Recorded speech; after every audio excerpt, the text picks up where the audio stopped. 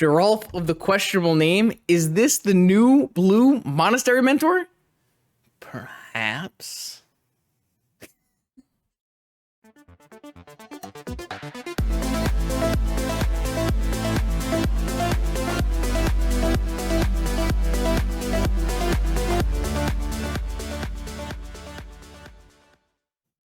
Welcome back, vintage cowboys, cowgirls.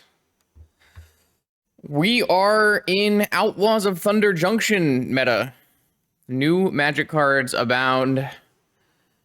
And to our surprise, a new monastery mentor. Not really, but kind of.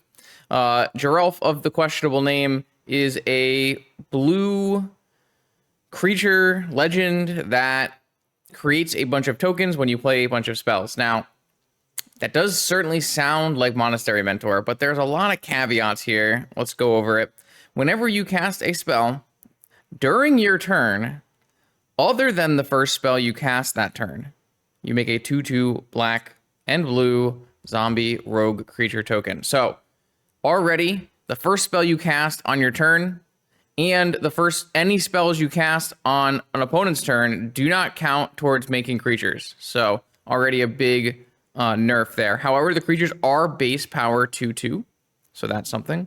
And then you have, whenever a zombie enters the battlefield under your control, put a 1/1 counter on it for each other zombie that entered the battlefield under your control this turn. So that is a lot worse than the first time I read it, and it's a lot worse than the second time I read it. But basically, for every zombie, this is the only zombie maker here. So for the second zombie, it becomes a 3/3, and the fourth, in that turn. So the second spell nets you a 3/3 zombie, or the second spell nets you a 2/2 zombie. The third spell nets you a 3/3 zombie, and so on and so forth. So this card is a lot worse than Monastery Mentor. I don't think that's probably putting it lightly. However, it does have some major upsides. In one, it is not restricted, so you can play multiple copies, though you can't have multiple copies in play because it is a legend. And two, it is blue, which means it pitches to Force of Will and does not force you into a third color most of the time. White is typically your splash color in Monastery Mentor decks. Monastery Mentor is a hidden blue card. So yeah, a lot of people on Twitter were very excited about this card, and when I did my set review, I was not sharing the enthusiasm. Now, I don't think this card is bad, but I do think it's harder to get zombies than people think it is. The second spell each turn is a lot harder to cast than the first spell each turn. And you're not really even scaling as well, in my mind, and you're not getting a creature off of like counter spells on your opponent's turns or end step POs or anything like that. So I have a lower expectation than it seems like the majority of people who evaluated this card, but I am willing to give it a go. It is definitely worth trying, and it fills the same spot as Chrome Host Seed Shark, Forensic Gadgeteer, all of these 2 in a blue creatures that scale with spells. So yeah, this is just hard to trigger, and it's hard to get big, and it's just a lot lower power level than Monastery Mentor, but obviously Monastery Mentor is at an absurd power level, so maybe it's still good enough. We'll see. I am going to try this at its best in the most reasonable current shell that we can, which is going to be a classic Tinker PO deck of the blue-black variety. This is just a normal-looking blue-black PO build, not splashing white, and that will be like one of the big upsides here is we don't actually have to play a Tundra. Very nice. But you do lose out on some white spells, maybe not so nice. Now, you can build your deck to use this card better. I was thinking maybe another way you could do this is play 8 cast, where you're gonna, have an Emery casting a spell every turn, something like that. You can obviously put in more Sensei's Top, because the best way probably to cast a bunch of spells besides PO is going to be just top, draw, top, draw, top, draw, top, draw, top. But PO should get the job done, and giving yourself 3 Monastery Mentor style cards in your PO deck has historically been pretty good. So that's what we're going to try today. It's possible 3 is too many because it is a legend and you can't have more than 1 in play at the same time. but you can pitch extra copies to Force of Will, and you can play it when they get removed, so it's probably fine. But of course, if you're trying to test a new card, you need to put as many copies as feasible into your deck. 4 did not seem feasible, but 3 seems like the max we can get to try to find out if this card is the new blue Monastery Mentor. I'll see you in round 1. Have you ever wanted to win your own real Black Lotus? The legendary NYSE Vintage Tournament returns this June 22nd on Long Island in New York. 15 proxy, high stakes, paper vintage action with 8 whole pieces of unlimited power as prizes. You are not going to want to miss it. Check out more information in the description below. I hope to see you there. Let's battle. Okay, here we are, round 1 up against what used to be a really, great brewing experience of different, what words I'm looking for? They used to pay Painter PO. Now, just a Lurrus Saga gamer like the rest of us. But still powerful wizard. We'll see what we can do here. Almost certainly going to be a Lurrus Saga across the table. You try a lot of fun things, and in the end, you just play Lurrus Saga. For those in the know, I wrote a really, really long Patreon post this week talking about the numbers. And Lurrus Saga numbers are definitely hitting a point where people can consider using them for their arguments for, is a deck too strong? Which I think is pretty interesting, because that hasn't been one of the arguments in the last few months or so. Classic. Urza Saga. Great Magic card. Glad I registered it. It's not about how popular it is. Its popularity is not very high, actually. The percentage of the metagame that is Lurrus Saga is actually not very high compared to previous vintage metagames. It's actually just the win rate numbers are actually hitting the point where you could start using them as an argument. Oh, I guess before we actually get into this, Justin, you said Urza Saga is bad in PO. Well, they printed a card in the last, half a year or so. This Lorien Revealed card's really damn broken. It's so good. If you want more information on that, check out my video. There's a Voice of Vintage video about it. But this card is unreal, and it mitigates so many of the downsides of Lurrus Saga. Or sorry, not Lurrus Saga. Obviously Lurrus Saga too, but Urza Saga. Because you can use your Moxen and your Sagas to get islands. However, sometimes you don't draw your Lorien Revealed, and you end up with a hand that has 2 Sagas. Will I keep this hand? Question mark. I don't know. I think the answer is no. There's no force. I've got like multiple dead cards here. Merchant Scroll is not that good without... I mean, I guess this Merchant Scroll can get me a force. Typically, you don't want to do that. That is like the reason I'm hesitating is I think in the blind, I would probably mulligan this hand. But my opponent's deck doesn't really do fast and powerful things. So having Saga down, they have 5 ways to stop it. I don't know, like this Mystical Tutor is already a mulligan, and the Merchant Scroll's pretty close to a mulligan. If none of my Sagas make it to completion, then I don't get anything, and then I'm probably just lost. But if one of them makes it, I get a Sapphire, and Sapphire and Mana Crypt are by far the best mana rocks in PO. We can keep it for science and also get to complain about.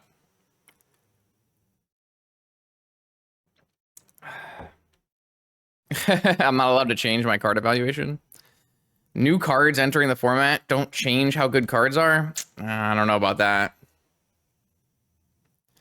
No, I am a content creator that will be working with Daybreak. Not a content creator for Daybreak. I would not fault anyone for mulliganing this hand. I don't have a problem with that. But I think it's worth keeping in this specific matchup. I think I'm supposed to go Underground Sea, upkeep Ancestral here. I think it's just a good opportunity while they have no cards, no lands in play. Though I guess drawing these Magic cards is not great. I really needed to draw Moxen. So for those who don't know, Paradoxical Outcome is a combo deck based around picking up Moxen and putting them down. Your deck is a lot worse when you don't have Moxen. They wastelanded me after Ancestral? That's crazy. That's wild. And I'm gonna overdraw. That's also wild. I'm just gonna get rid of this Mystical Tutor, which I mean, to be fair, Mystical Tutor does get Tinker now because we are not playing Lurrus. So there's some upside. I just don't see a point in time where I'm ever casting this Mystical Tutor, so. Drawing 0 Force of Will and 0 fast mana off of the Ancestral is not ideal. I guess technically I also drew 0 lands. Yeah, I mean, I am notably an unlucky gamer. Yesterday I lost a match where I had a mana crypt that flipped the wrong thing 6 times. Wow. Yeah, I mean, this is bad for anyone keeping track at home. Don't think I need 2 Flusterstorms here. Ah, Lorien Reveal. That's a card I would have loved to have here. I don't know. You can probably give me a good reason to pitch any of these cards.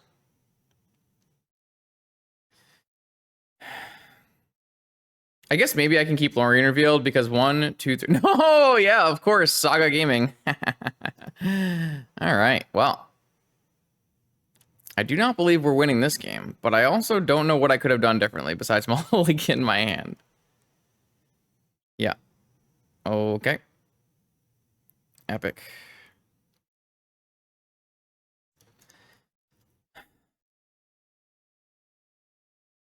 It is what it is.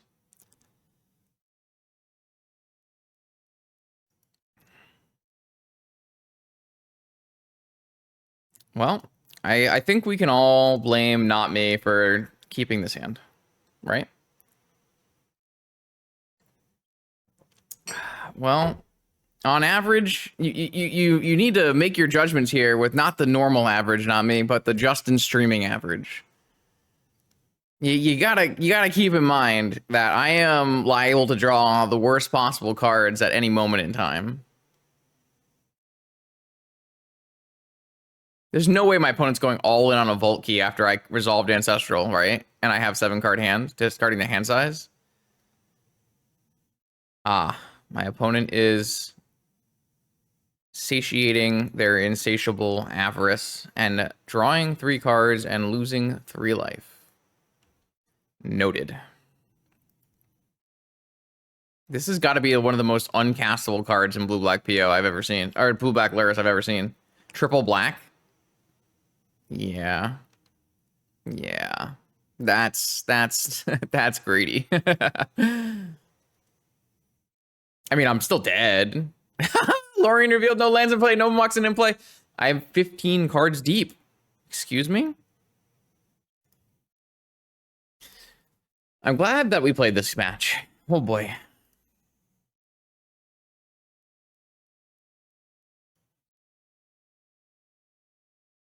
Yep, but as you know, the most powerful unrestricted land in Vintage, Wasteland.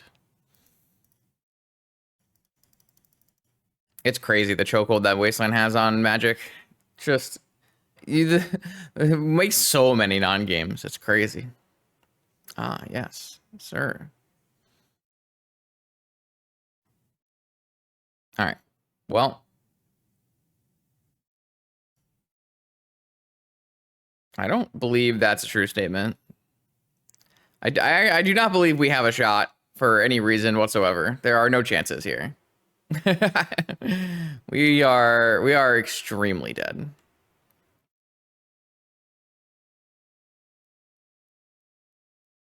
Like my opponent can have forces in their hand.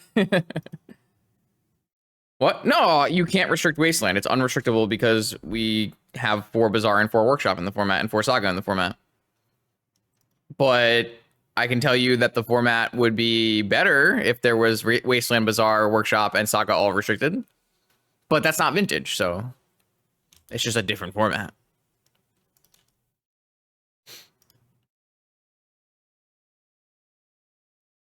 We've been over this before. This is not a new thing. Well, there was no series of cards here that were going to win us this game.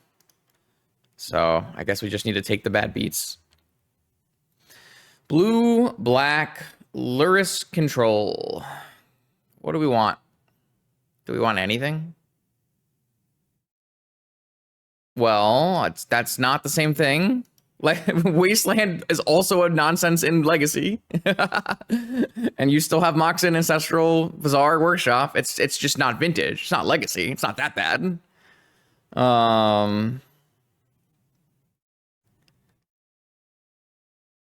Legacy, you don't get any of the fun cards, and you still get to deal with 4 Wasteland. What a good time. I feel like Mystical Tutor is like not that great here, whereas Flusterstorm might be better. I don't know. I don't really feel like I need anything to beat Lurrus Saga here. I feel like we're already in a pretty decent spot configuration-wise.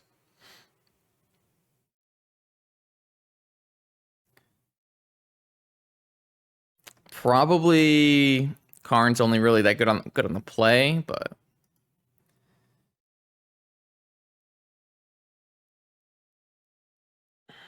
it's okay. We got all of our bad luck out in game 1, and now for the rest of the tournament, we will never lose.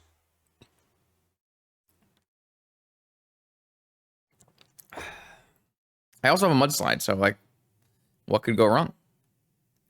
You're allowed to, you know, people think Pauper's fun. You're allowed to think Legacy's fun.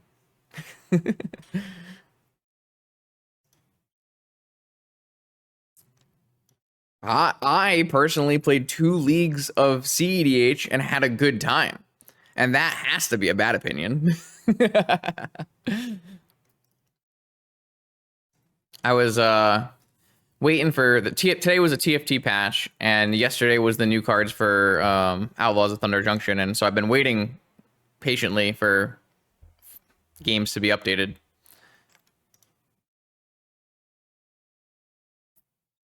And I still have not drawn normal Moxes. I drew one of my 2 Mox Opals. Fantastic. We do have Vamp into Ancestral with Flusterstorm backup, though, so.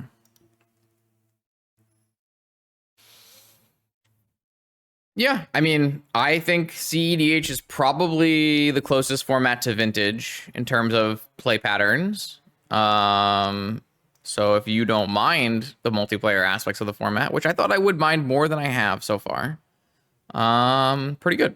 I mean, it felt like the gameplay was more fun than any other one I've played so far, any other 60 card format I played so far, so.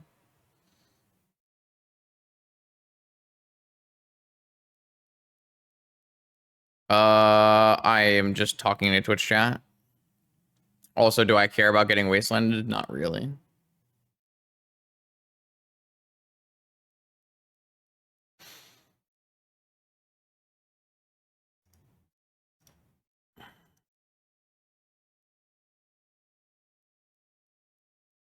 I'm not saying it wasn't correct. I was definitely supposed to lead fetch. I just didn't because I was talking in Twitch chat about nonsense.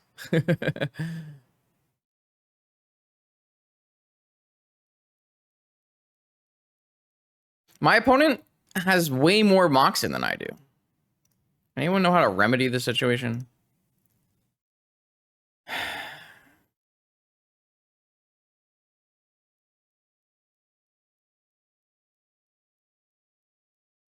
I want to just get Tinker, but I'm a little off of Tinker. I guess I can get Tinker, Time Walk, and then on the next turn play a land and Tinker. So I technically have Flusterstorm back up.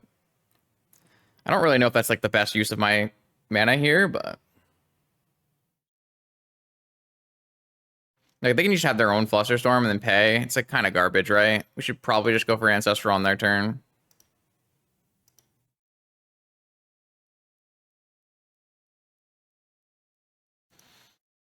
I guess, is it worth it to Time Walk first? What am I gaining by doing this? I don't think I'm gaining much of anything at all. Oh, I should hold this in hand. I forgot I have a Storm card in my deck now. I have a Geralf. Yeah, I should have held that in hand, obviously. Hey, there's my Moxen. Sweet. Well, I guess I'm gonna go Ancestral on their upkeep, and I'm gonna hope it works. And from there, that's it. That's the whole game. I'm not really convinced that I should have done what I did, but Here we go. This Flusterstorm isn't even good. They have 4 mana. If they just have force, it doesn't do anything. All right. What am I doing? They had a Mindbreak trap. Sick. Yeah, this play was bad. I don't know what my play should have been, but it wasn't that. I can tell you that much. Oh, Justin. Justin. How do I go from a game where I have actual factual 0 card or 0 lands to a game where I just have a million lands? I don't want to fetch in case I draw Brainstorm. That's a good one though.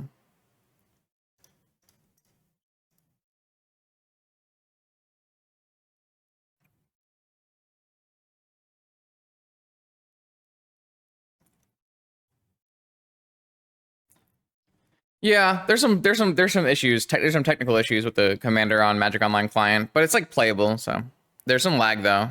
Jeez, they just have 4 forces in their hand. Didn't they pitch a force? Oh, they pitched mind. They had Force of Will, Mindbreak Trap, Force of Negation, Force of Will, and I still can't Flusterstorm them. All right. Oh yeah, I mean, not playing Lurrus is just opting into a worse deck, and that's just how it is now. It might have always been that way for what it's worth, and people were just slow on the uptake. But I mean, I was a believer, right? I used to say that Tinker was better. It was better to have Tinker Citadel than it was to have Lurrus, and I was wrong. I was just so wrong. It's crazy. Lurrus is just so broken. It's absolutely wild how good Lurrus is.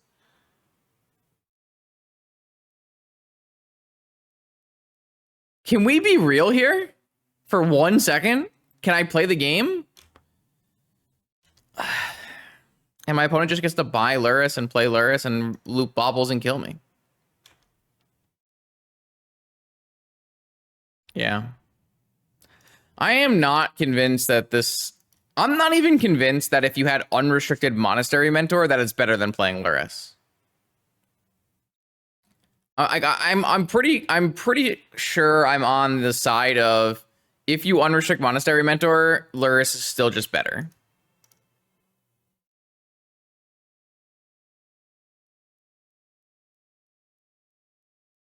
Soul Guide Lantern. Card only interacts with Yawgmoth's Will. I'm going to draw Yawgmoth's Will. I guarantee it.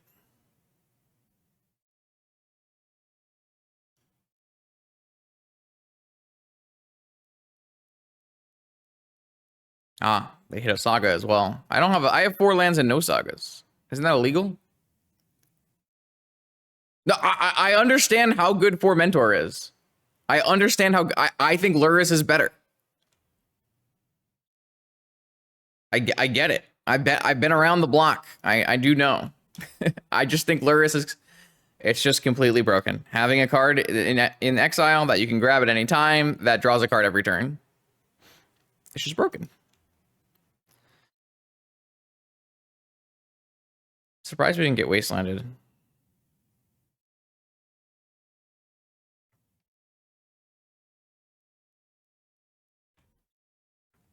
No, I do not think so.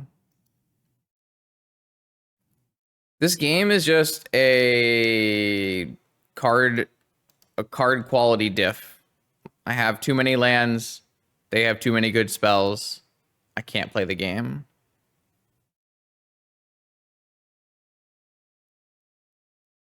Bro, Mono White can barely cast its 1 spell every turn.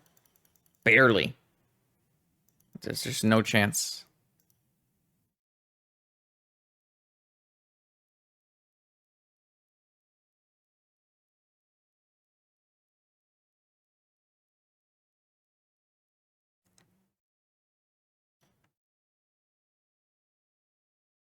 Initiative is not a mistake. Initiative is actually just great for Vintage, which is a great thing.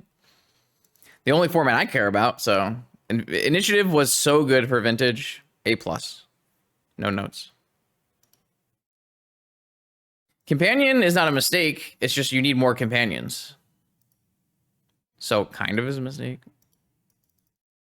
I guess it's a mistake as printed, because now they won't ever really print more companions, and so we can never balance the companions. No love for a random blue-black tap land. Correct.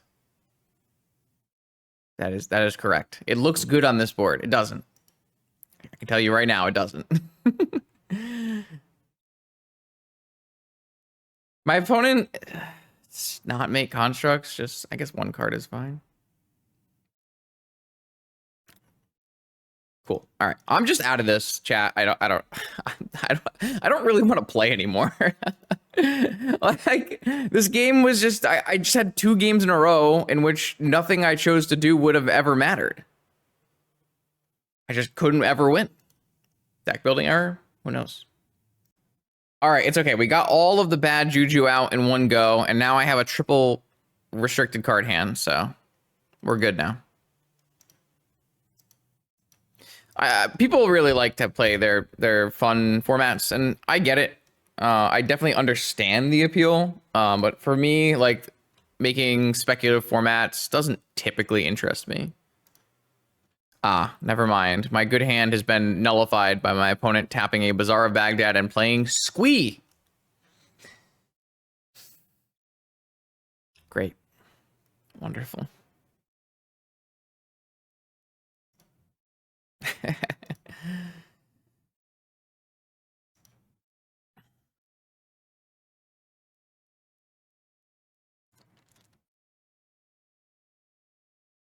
Now we get to answer the very fun question. Does my opponent have a Mind Break trap in their hand?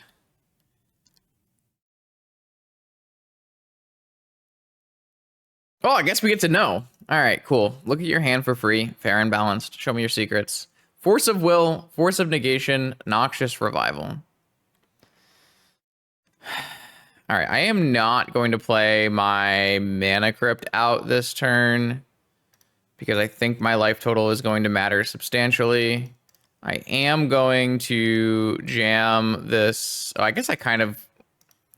I could have played the Underground Sea, which actually puts me in a better position to Yogg-Will next turn. So I probably should have played the Underground Sea, even though it exposes me to a Wasteland. Now I don't get to, like, cycle... I guess I'm never going to cycle Lorien's Revealed anyways. So if I go Underground Sea, Mana Crypt, buy Lotus, Probe, and I can still just do the same thing. So I guess it's fine. All right, so my opponent went down to 1 card, but then they went up to 2 and 3 cards, and then they went down and they pitched Squee, Master, Vengevine, cast Hollow One, held on to Noxious Revival. Interesting. I'm not sure that's the play I would have made here. I think I would have held on to Hollow One and been Revival and gave myself the ability to maybe Vengevine next turn. But I guess you're still possible. You can Vengevine next turn with 2 Squeeze in the yard. But I do know that I'm not getting countered this turn, so I have a large amount of draws that are very good. Tinker obviously being the best draw here. Paradoxical Outcome is not terrible either. It only costs me 1 blue to PO at the moment for a draw 2. If I hit nothing, it does prevent me from Yogg-Willing this turn. And casting Lorien Reel, but I can cast PO, so it's fine. So I'm going to go draw 2 with PO. I know they can't counter it. Looking to draw another Moxen is probably our best draw. Merchant Scroll, Mystical Tutor. What does that do for us? Nothing this turn. So I can go Underground Sea, Mana Crypt, Yogg-Will, Land, Probe, Lotus, and PO again for 2. I can Merchant for Ancestral. With the Probe in my yard, can I not Tinker? So Underground Sea, Mana Crypt, Yogg-Will, Mox. I would need to hit another Moxen, right? I think I'm 1 short of... No, I have 4, right? So I can Mystical for Tinker and Probe. That's probably my best line. I think that's got to be my best line. But their one piece of interaction does interact with Yogg-Will, right? So I guess I should not have played Mana Crypt out, and I should have just... I think the answer here is I Merchant Scroll for Force of Will, and I take my hit here, and then on my next turn I just Mystical for Tinker. That's probably my best line. Obviously, they could hit me with a Vengevine as well. And then this Tinker gets a lot worse, so maybe it's not that good.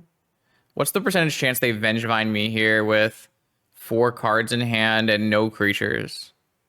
It's got to be pretty low, right? They would have to hit 2 Root Wallas or a Root Walla and a Hollow one. Squee Master Noxious. Chalice on 0. I have a Repeal in my deck, and I don't know their last 2 cards. I think I'm priced into letting that one resolve, though. I think it's okay. We have a Repeal in our deck. We have a Yawgmoth Mystical and I think we can get rid of it if we need to. And we're not POing right away. We're going for Tinker. I really need to win this flip. I did win the flip. Yeah, I'm going to Mystical for a Tinker, and then we'll get rid of the Mana Crypt. Oh, they can Noxious Revival if I top. So they kept a different Noxious Revival. Okay. All right. Well, that's good. So unless they have Mindbreak Trap is their last card, this works out for us. All right. We Tinker with 11 life to give, and we have a Yawgwill in hand. Geralf. That's actually very good on this board. Because this card's just great against Hollowvine. Mentor has always been pretty good against Hollowvine. But Karn puts me to 4, but I need to get some zombies. Ooh. I guess Karn does kill Chalice, but I think we need to draw through this somehow. What can I get from my sideboard? I have a Lantern and a Needle in my sideboard, actually, so that's probably just good enough. So we can just go Needle, and that should just win, I would assume. We might have to do some chumping, but unlike Construct with Manifold Key, this Hollow one is not getting through, so let's just Karn here. Needle for a Bazaar. Needle on Bazaar.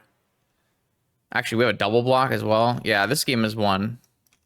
Man, it feels good to be playing Tinker Citadel, doesn't it? It just feels good. This matchup is incredibly hard. One of the worst matchups for PO. So getting a win in round 1 is very clutch. Geralf was good here. This is definitely one of the matchups where a Monastery Mentor style effect is good. Creature matchup. It's an odd creature deck, but it is a creature deck.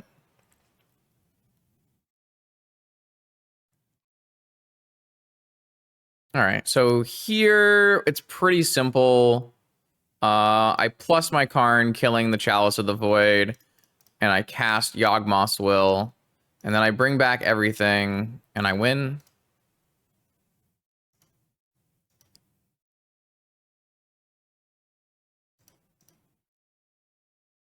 I have Mystical for Time Walk, and I'm also going to tinker away my Crypt. I guess it's probably correct to play a top and go to 3. I'll just tinker away this Crypt for anything. I don't think anything matters here. Just gonna get a Soul Ring, and then I'm at 2 life. I guess I'll cast this. And then put back this, play this. Mystical for a Time Walk. And then I guess we'll just probe them. And then Time Walk. All right. Sweet. I guess, whatever. This is good enough. There's no way I can die. I'll just go to my Time Walk turn and attack. And I also have Citadel as an extra 10 damage, so. All right. Not bad.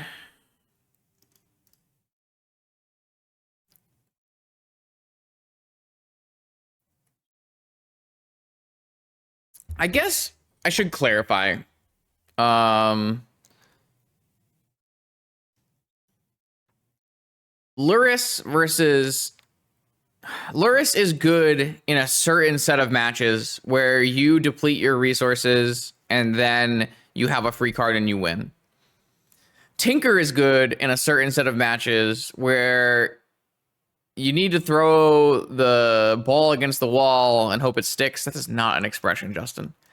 You need to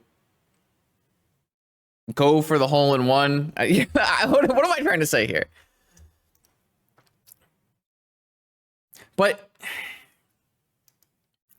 the way modern vintage is set up with Force of Negation and Force of Vigor and cards that are extremely powerful reactive cards where that award you extra points for trading resources and then being able to come back from that deficit. I would say we are aware of issues with Prismatic Ending, Lavinia, Azorius Renegade, and other cards that care about how much or which mana was paid. Current workaround: float mana before casting spells. We aim to have a patch in place in 3 hours. Honestly, good on them. Like, it's rough, obviously, that there have been a lot of bugs with OTJ's release on Magic Online, but they're working really hard and putting out patches to try to fix them. So, a little here, a little there. What are we playing against? Sorry. Squee.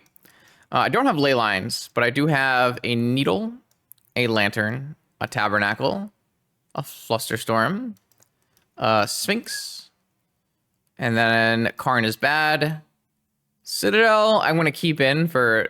I guess there's like no point where I'll ever get a Citadel over a Sphinx, right? So, Sphinx. I think we'll keep in the repeal for that Chalice. Narset's too hard to protect, though we have 3 Geralf, so maybe it's easier. Dress Down's not typically very good here. And Mental Misstep is not very good if you're not attacking their mana sources, so you don't care about Noxious Revival. This looks like how we used to board for this matchup. Can't remember exactly, but it should be pretty close.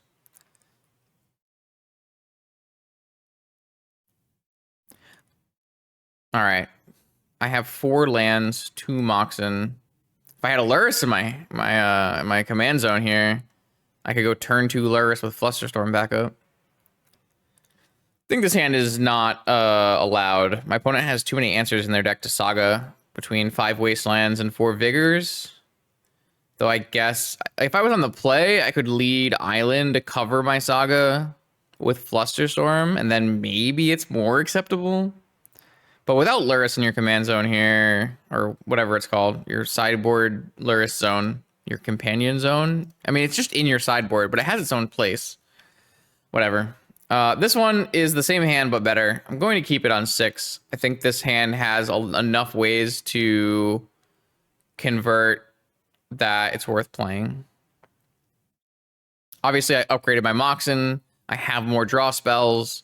This hand is definitely substantially better than my 7. I wouldn't say this is a hand that I'm excited to keep against Squee, but the companion slot of my sideboard zone. Yeah, that sounds about right. Rootwalla, Vengevine. Okay. Yeah, not great for me. I kind of wish I had the Flusterstorm because I have the Sapphire to protect my Saga now. Probe. Am I at liberty to pay 2 life in this situation? I currently am, right? Because I'm taking 6, 12, and I'm at 16. So I guess we'll take a peek at what you're working with. Not exactly for free in this instance. Ah, their hand is Force Negation after playing 6 free power on turn 1. We do have a Tabernacle in our deck. The good news here is they don't have a Wasteland or a Vigor. So once I make a Construct, it does block on this board. So I'm pretty interested in simply deploying the fleet. I probably should have led Sapphire, because now my Sapphire is much more reasonably counterable here from a negation standpoint. Probably a bad sequence. It's a little hard for them to negate that, but it's something they could have done. Yeah, not bad. All right. So if my opponent does not find a wasteland here, I think we're stabilizing on this board as a 4/4. It's not great, but it's not that bad either. My opponent doesn't have any squeeze in the yard, so they're not actually offsetting the card disadvantage of Bazaar of Baghdad at the moment. They pitched 2 Force of Wills and a squee, so they kept negation 2 unknowns. Interesting. Very interesting. I don't know what exactly that means. Let's see what cards are on the top of my library. Wow. Oh, I see. Let's see. Huh.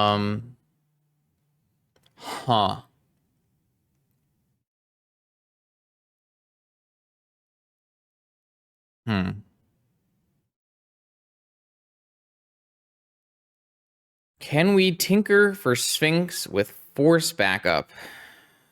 That depends. 1, 2, 3, 6 mana. 1 mana for yeah? We can. Wait, no, we can't. How are you doing that? Just mystical for force. I guess we do have, yeah, we're not playing Tolarian Academy. Yeah. Well, the problem is drawing with top. I guess drawing with top doesn't matter much. Okay, I'm in. You've convinced me. They have negation 2 unknown. What if they upkeep Vigor me? They didn't.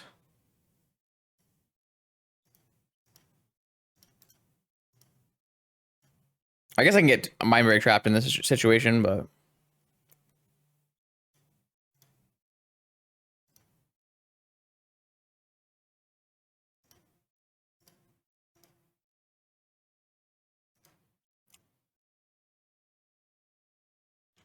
I'm at 7. Last card, Mind Break trap. Oh!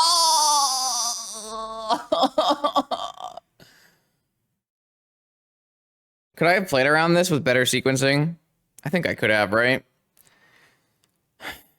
So if I had gone and if I had drawn the Tinker and then Mysticaled, that would have been better, right? Also, I could have just made Construct tokens. I think I misplayed this sequence here. I think this is my fault. They drew 2 hollow ones and 2 squeeze. Oh, well, now we're dead. Yeah, this was a winnable game for sure. And I just said, okay, chat, you convinced me, and let it fly. You have to think there's no reason for them to discard 2 forces unless they have force plus Mind Break trap, right? Yeah, but I play the semi-competitive decks and I go 2-3 anyways, so does it really matter? No, if we wanted to make that line, we could have played around Mind Break trap by drawing on our end step, mysticaling for force, drawing force, and then tinkering. I mean, I don't think we're winning this game if we find a tab, but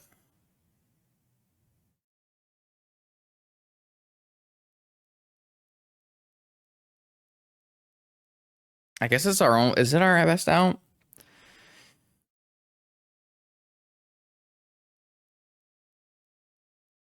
I mean, I never ever register a wacky brew that I don't think can win. That's something I don't typically do. If I play a deck, I expect it to be able to 3-2. I don't think I play very bad decks very often. If I like just played only like crazy brews that go 0-5 all the time, I would lose my mind. But this is certainly more on the competitive side. I do agree with your assessment. Yes, I guess Yeah, but even then, Senpai's donation decks are the worst decks I play. That is true. But I still try to make them 3/2 decks. Okay. I thought you were saying before lately I wasn't playing competitive decks, and now I am.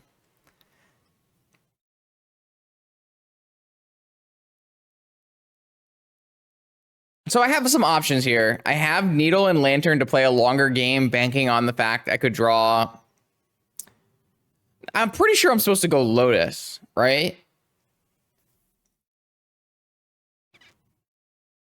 Well, I've already drawn for turn, so I'm losing my top no matter what. Lotus gives me Demonic Tutor as an out. It's got to be Lotus. It just has to be Lotus. Lotus gives me the most possible outs. Ancestral Recall. Well, it kind of flops around a little bit, but we can do that. So I think I'm supposed to make black mana off of this. I guess it doesn't matter, does it? Doesn't matter. Black mana, blue mana. If I crack this and I get blue mana, I could draw PO, but it's only POing for 2 because I have to draw with top. So I think exposing myself to black mana for demonic is slightly better. Though, what about Geralf? What about Geralf? Is Geralf an out from here? I need to make 3 blockers after casting Geralf? That seems impossible. This mudslide is hitting really hard, chat. I'm sorry. I don't think I ate enough today. It's not good for the likelihood of us winning, but...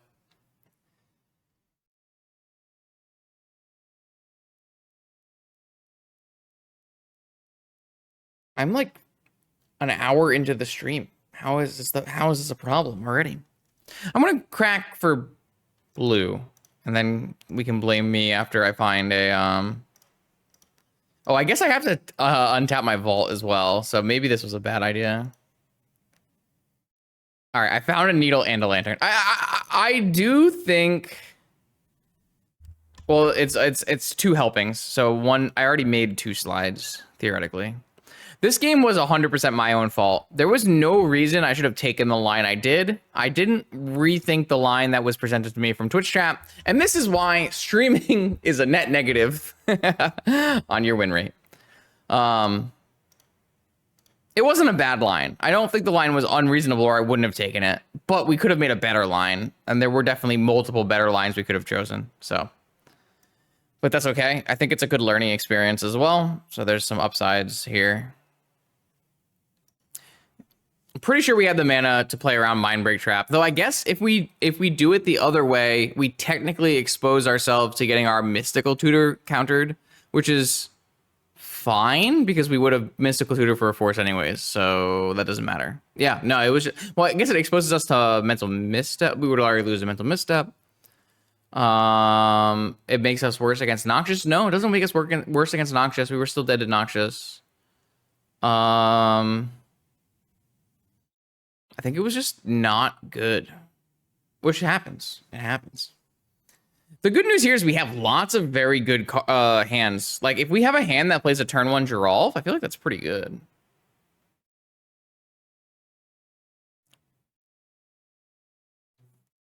But yeah, my play was bad, and it's my fault for taking it, so...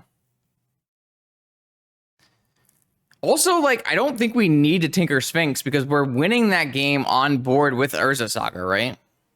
That's another part. I mean, it's not necessarily winning on board with Urza Saga because they do have access to double squee, so they are getting insane card advantage. So there is an upside to forcing through a Tinker Sphinx.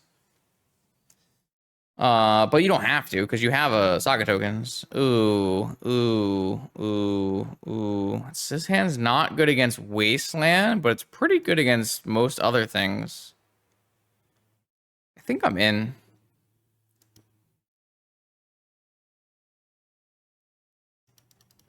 Like, Urza Saga has a weird dichotomy in this matchup where if you get an Urza Saga going, it's quite good.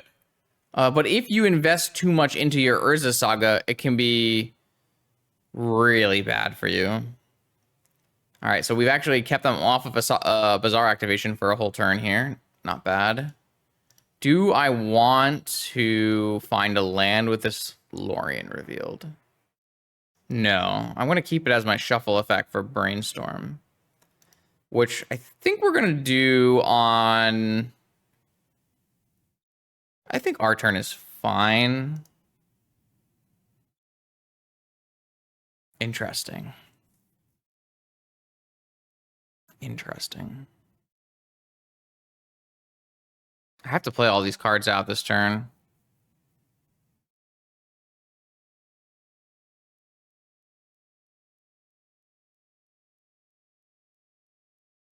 But I also need to shuffle. Probably. If I put 2 forces back, and then I play my top as my second spell so I don't get trapped on my top. Oh god, are they going to misstep my top? Are they going to counter my top?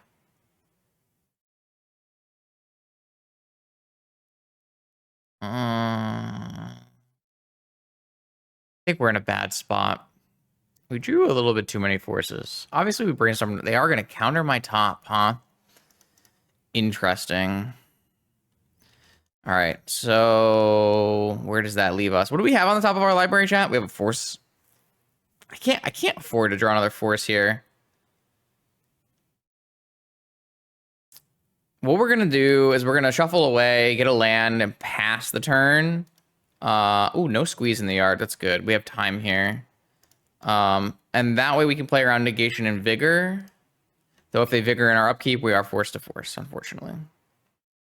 Lorien is great draw here. Great draw here. Pitches to force.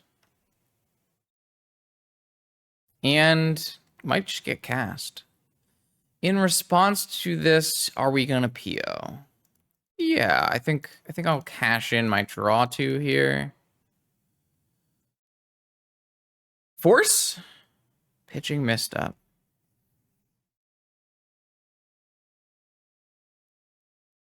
I think this is fine. Additional mana gives me a Lorien revealed anyways.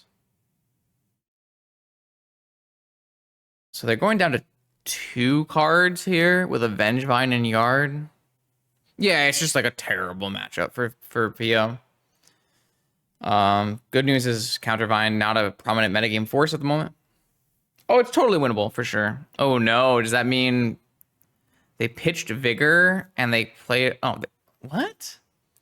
They must have kept Force of Will blue card then, right? If they're gonna pitch a Vigor and they're gonna play a Root Walla, they must have kept a castable spell, right? That's our read. I mean, it must be a castable spell. There's no reason you would, give up your Vengevine this easily, give up your Vigor. Maybe I should have gone in upkeep last time instead of in response. I'm gonna go in upkeep this time. Ah, see? They had Force of Will, Master of Death. So I had a correct read. So now I actually have a downside here in that my opponent can activate this Bazaar in upkeep without any downside. So I had a correct read, but I f***ed it up. I'm going to force back here. I don't actually think I want to risk it to, like, make sure I can draw my Lorien. Yeah, I think this is fine. Oh, yeah. Oh, yeah. Oh, they messed up. They messed up. They should... No, opponent. So you definitely wanted there to activate Bazaar in your upkeep. That way you draw 2, discard 3. You only have 2 cards in your hand, and you draw a natural for turn. If you wait now into your main phase, you've actually drawn for turn. You're drawing 2 up to 3 and then discarding down to 3 anyways. So you're not actually helping yourself. Unless in their top 3 cards, there are 2 Root Wallas.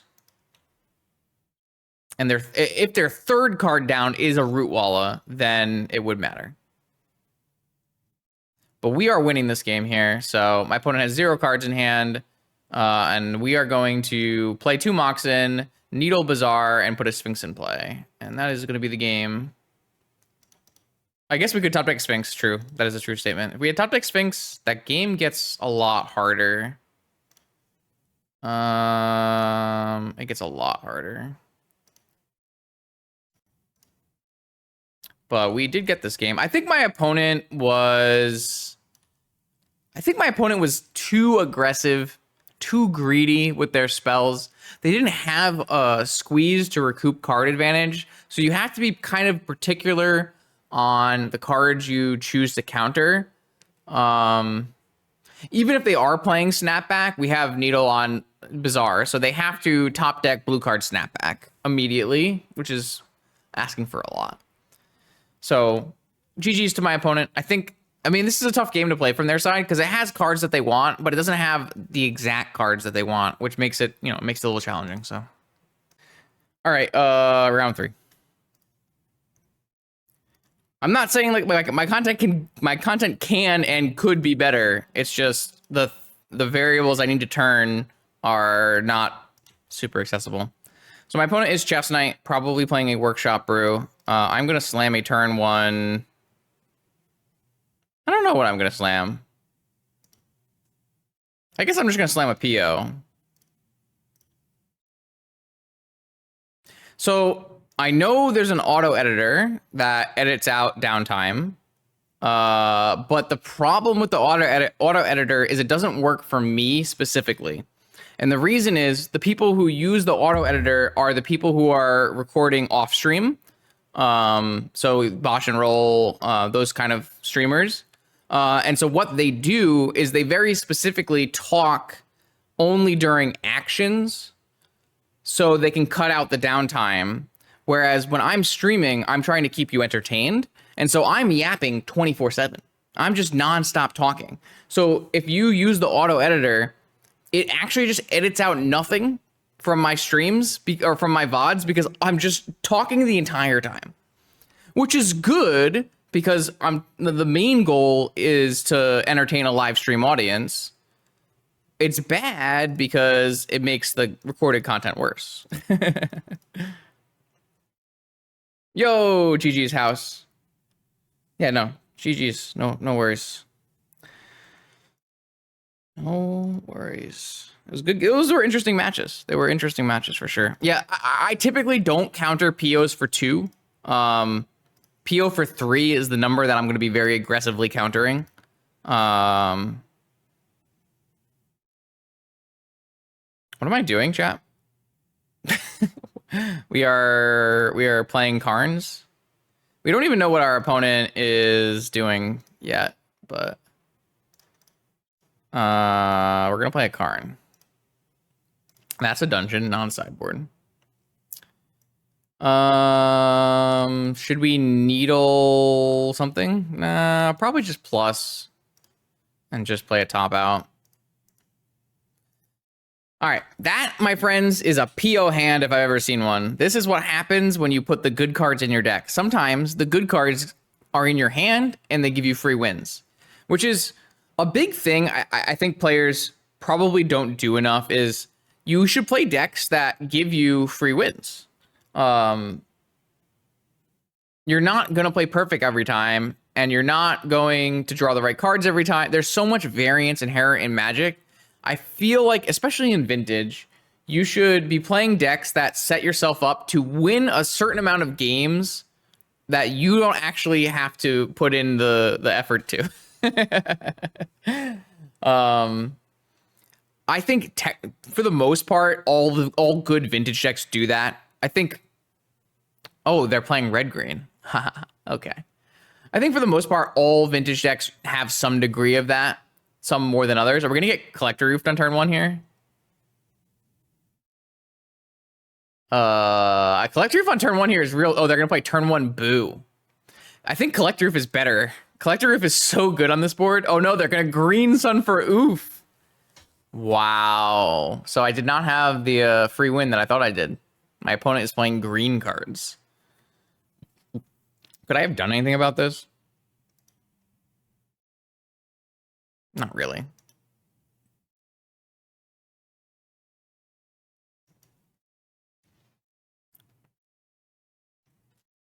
I can't even like I don't have a lattice in my sideboard for what it's worth. That card's really good here. Holy shit, that card is really good here.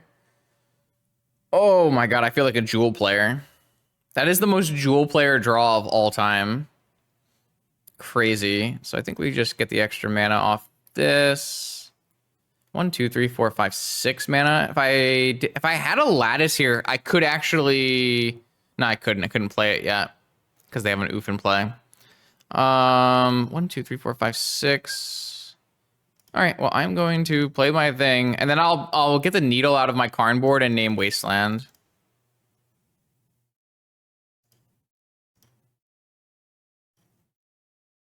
Because I think that's the way we lose this game. Obviously, they can have Strip Mine or Magus of the Moon, but Wasteland covers the most immediate threat. They're going to hit my Karn for 2.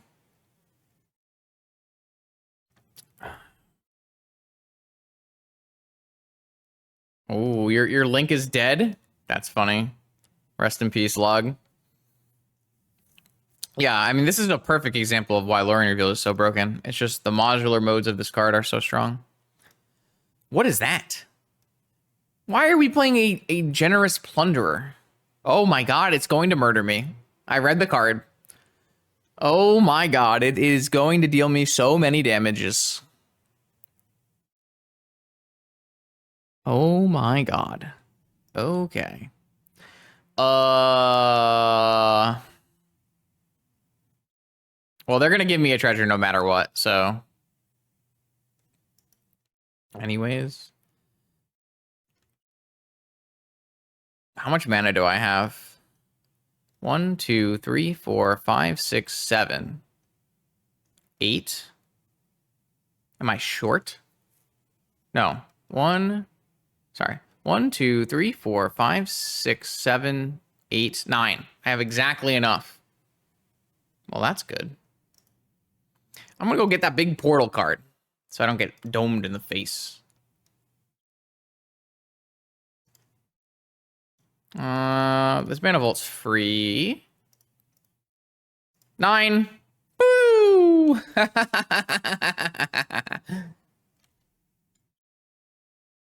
My opponent has said the words "wow" in chat multiple times.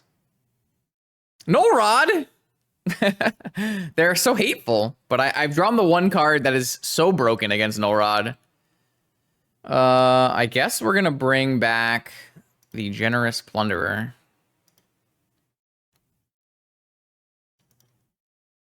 No mana for you. I have a Tolarian Academy chest. I have about infinite mana. I have a very large amount of mana.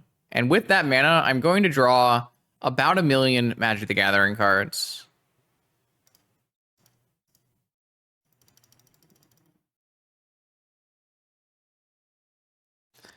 Should I draw 1 million? What do you think, chat? Let's draw 1 million. Let's leave the portal in play. Or should we pick up the portal? I don't want to bring back an oof. Let's pick up the portal. Chess, you have not stopped me from drawing 1 million Magic cards. Oh, I'm going to play it. Wait, I don't have that many 0 drops. Need to replay Needle? Nah, I think we win the game from here no matter what. I actually didn't have that many 0 drops in my hand. I was only going to get 2 zombies. 3 zombies. 3 zombies? It's not that many zombies.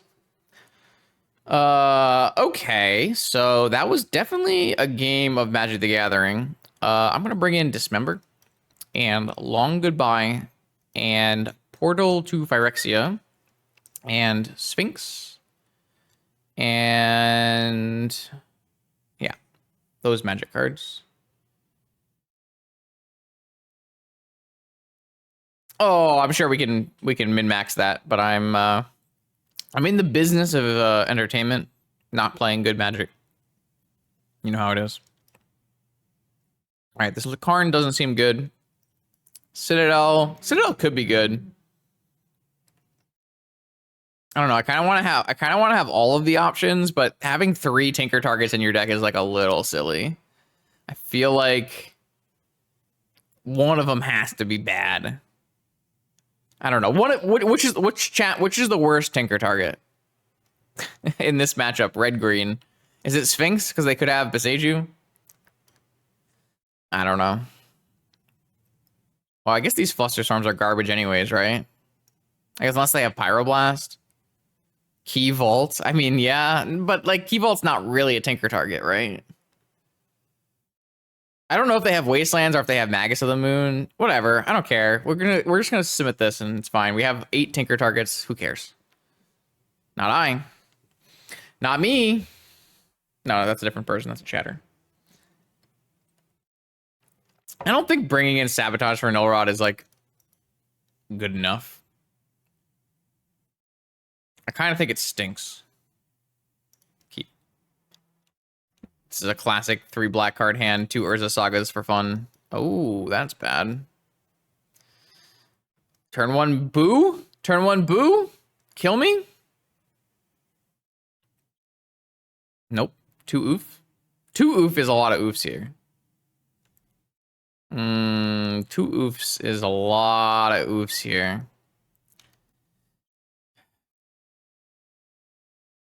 I drew the Force of Will. I'll hold the Sapphire in case they have Vigor. Just need to draw an Underground Sea or a fetch land, right? Or, I got Strip Mined. It's fine. It's actually better that I get Strip Mined on my Saga than on, like, my, Underground Sea. Saga was a Vanishing Land anyways. Fetch. Oh, yeah. Oh, yeah. Oh, I guess I could play the sea now, and then I can vamp. Not 100% sure that's better. I mean, I think we're going to win this game. We just have all the answers. Sideboard cards are broken. All right. Well, sorry, opponent. You made a nice turn 1 play, but turns out if I simply have both of my removal spells, I literally only have 2 removal spells in the entire deck. Cavern on Human, huh? Is this gonna play a Plunderer thingy?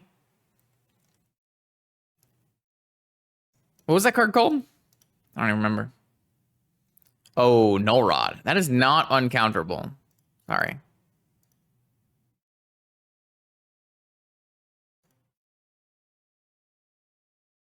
Actually, I'm supposed to... Oh, they already have Black Lotus used. I can just kill this. So... Tinka? Tinka? Tinka? 11 life.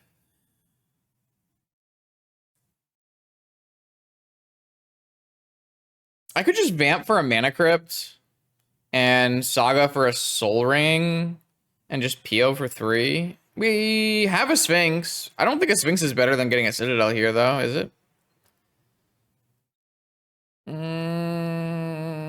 Like a Sphinx... I don't really feel like a Sphinx is like the best play here. I mean, if they have a Beseiju, then it's better to get a Citadel. If they have a Vigor, it's better to get a Sphinx. But if they had a Vigor, they would have already Vigored me, right? I guess they could Vigor me now. I have 11 life to work with on my Citadel. I guess I have 9 life to work with on my Citadel. That's fair. Sphinx, obviously. I don't think it's obvious, or I wouldn't be talking about it. If I thought it was obvious, I would just do it. I think there's a lot of merit both ways. I could just make a construct.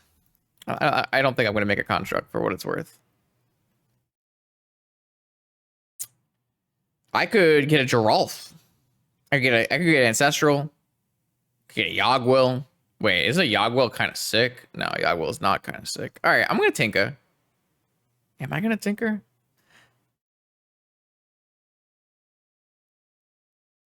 I'm going to Tinker.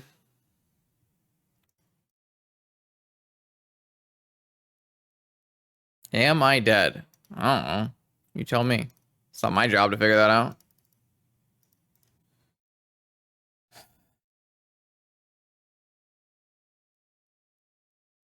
Nine life. What's our mana? 4. 4. 4. Because I'm sacrificing it. The Sapphire is the best card, so.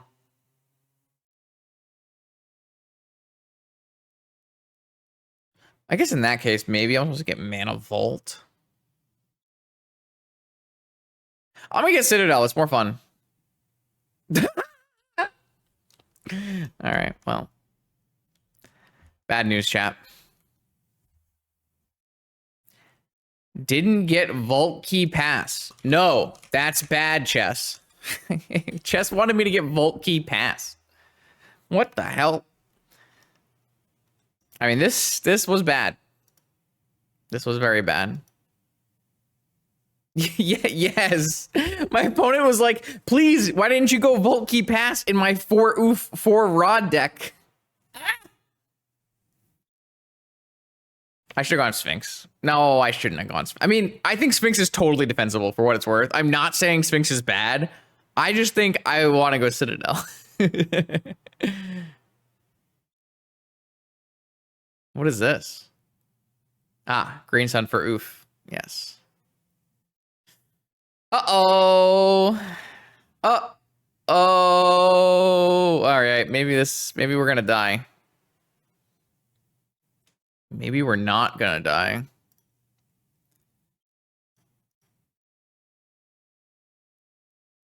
Isn't it way more fun when I get a Citadel? Like, let's be real here. Time Walk? Oh, I have 3 life, yeah. I have 3 life. I need to hit a land. Ooh, I did not hit a land. Ooh. Ooh. Kind of needed to hit a land there. Soul Ring. That's not a land. Land? Oh. Oh, I died. Oh, I died. Oh, wait. I can still go Merchant Scroll. Seems bad, though. I can hit Tolarian Academy. So it's better that I repeal my Sapphire then.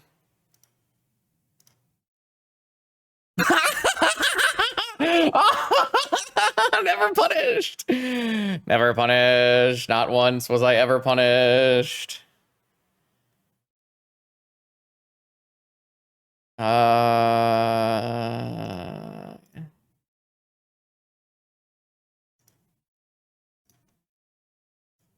It's a 2-3. It's over. The game's over. Get over it. I was never. We should have got Sphinx. Okay, we should have got Sphinx. But wasn't this better content? As my opponent. Oh, I guess they can't cast Minx and Boo because they all have 2 caverns and an ancient tomb. They have 2 generous plunderers. Oh, they do have Magus. Oh, we're dead. We actually lost. So they do have Magus. Ah, we need to hit. Wow, we lose. Damn, that's crazy. Moxen into PO, but then I can't kill this Generous Splendor and I die. Oh, I can PO all my things back, actually.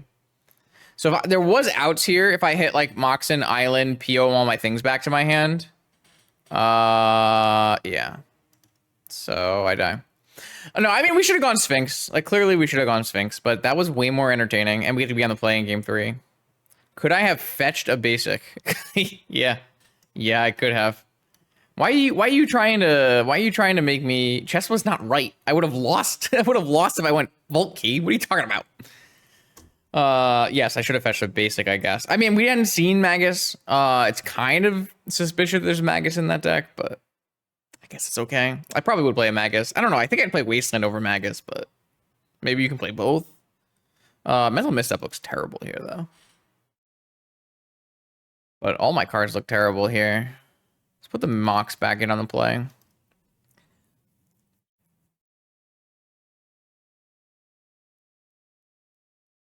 No, I wouldn't have. The only reason I was able to hit those cards is because I had an academy. It's because I had a Citadel. What are you talking about? I should have gone Sphinx. I should have gone Sphinx, but that's okay. We made content instead.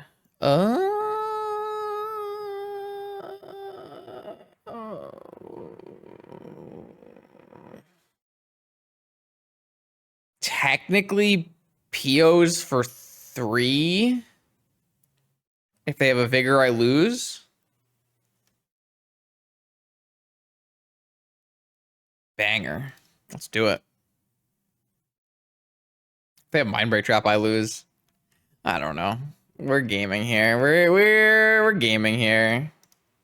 We are gaming. If you're not gaming, what are you doing? Do it on their turn? I mean, if they had a Mindbreak Trap, they'll Mindbreak Trap the Demonic Tutor. I ain't playing around that. If they had anything, they would have already used it. So there's just no point. If they had a Vigor, they would have responded to the Moxo Bull, and they would have Vigored both my Moxen.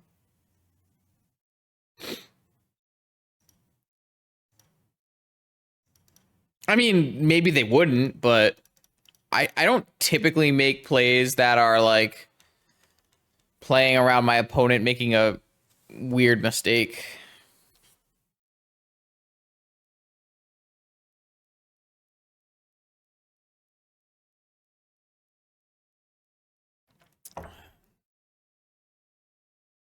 I guess you could theoretically convince yourself not to hit Opal Pearl when I cast Emerald, but I mean, that's feels very hard. No Rod, Force. Oh, Soul Ring. Wait, there's a Soul Ring in this deck?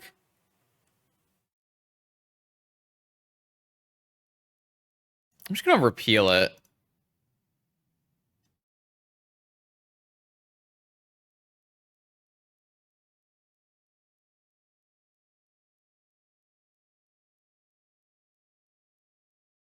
They have a Spirit Guide. Fair enough. We're just gonna go Tinker Citadel, yeah?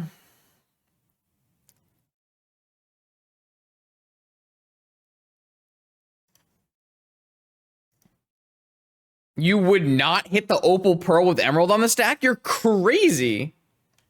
You're crazy. I will. What? Wait, really? I mean, maybe I should play around people making mistakes more often, I guess.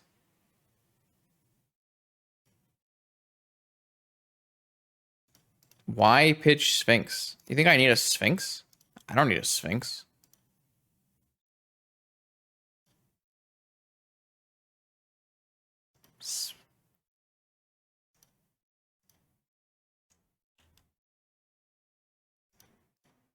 Yeah, that's what I'm saying. Like, I don't think anyone would leave the Mox in there.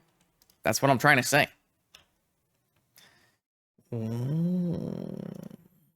We're going off.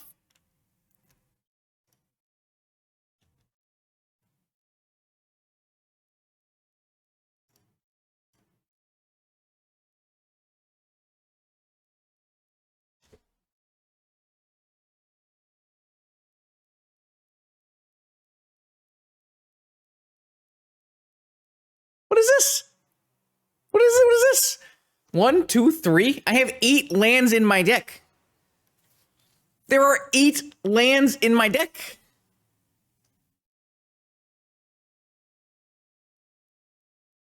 All right, whatever.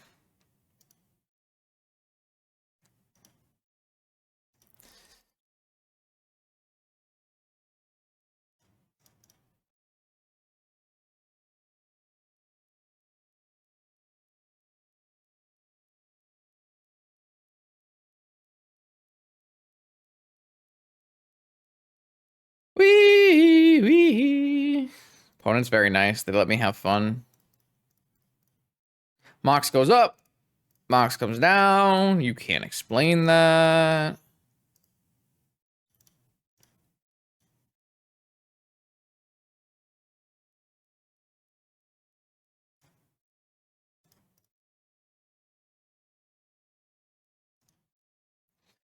Trigger.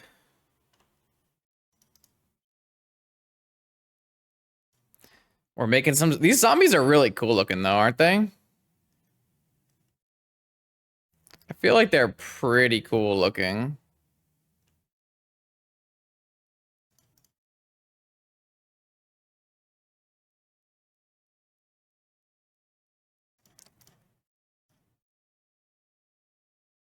I believe the answer is all of them. I don't believe there is a number that is... I believe the answer is all of them. Yeah. Yeah, that's... The answer is, in fact, all of them. There are less triggers than Mentor. That is true. You have found the avenue. So I'll be honest, the first time I read this card, I thought it gave counters to all of your zombies. And I still didn't think it was good. So like every time I've read this card, it's gotten worse. Yeah, but the thing is, Geralf isn't actually winning this game. That's just nonsense. Geralf has nothing to do with the win in this game. Geralf just happens to be the avenue in which they died. But like I could win this game with Bola Citadel Yagwell. It doesn't matter. The card is irrelevant. No, I don't want you to let me play it out for content. I don't care about content. Wait, I do care about content. They conceded the minute I told them no. So, all right. Well, not bad. We went 3-0 in this match, so we'll take it. Okay, so round 3. I played against Red Hot Phil on Jewel recently. I have drawn all 3 of my lands that produce not black mana. That are not Saga. God bless. I'm going to mulligan this hand. This one I'm going to keep in jam. One of the nice parts about playing a real PO deck versus Jewel is that Jewel doesn't have the ability to force of will you most of the time. So you can just keep these like jam hands and just like really make them be sad. Like Jewel is a fake PO deck, and this is why.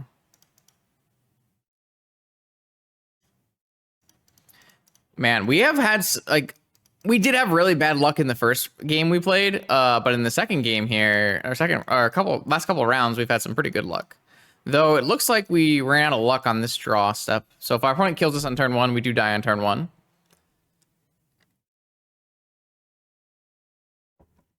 Unlucky. We drew 3, and we drew Lorien land. Not ideal after bottoming one of our lands. It's only 10 lands in the deck. Oh, Saga go? Oh, Mana Vault. Okay, maybe they have a ring. You have a ring? Trinisphere? Chalice. Grim Monolith. Grim Monolith ring. Okay. That's a reasonable keep. We respect that keep. We're going to win, I hope, but that's a respectable keep. Saga Gaming. God, I hate Saga. Can I just not have not Saga? All right, can I draw cards that are good? Yeah, I'm pretty sure that wins, right? We have Merchant for PO into Yagwell. Yeah. Yeah, that's a winner unless they drew Force. Doesn't look like it because their deck can't do that. 1, 2, 3, 4, 5. We are the real PO. Not the fake PO. Float a black mana, play an opal, keep a new opal, float a bunch of mana, cast a Yagwell, float a blue mana. Oh. I actually don't have PO from my yard. I was actually 1 mana short. That's okay. We'll just get a second force. That's fine. Whoops. No, it's probably better to just get a merchant for a PO for next turn, I guess. I don't know. Whatever. Who cares? Definitely not what I intended to do, but it's okay. Yeah, I think Ancestral Recall is like worse here.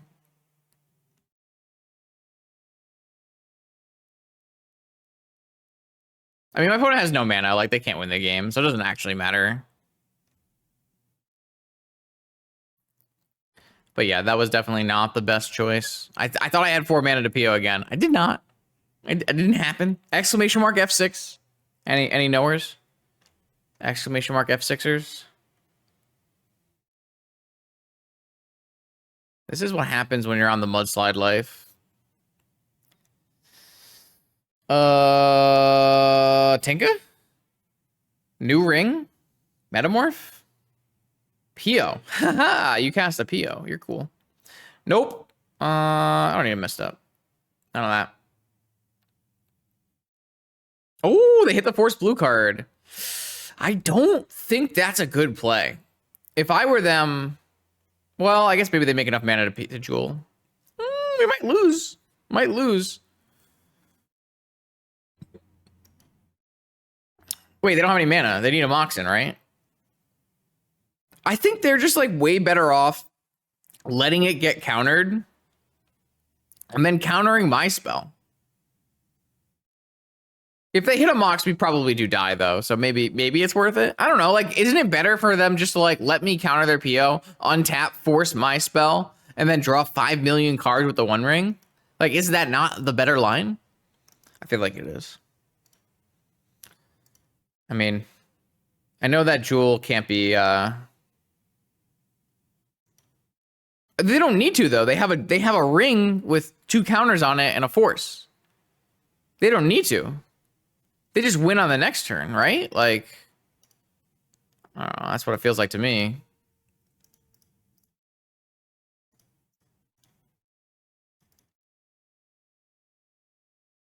Oh, they dead.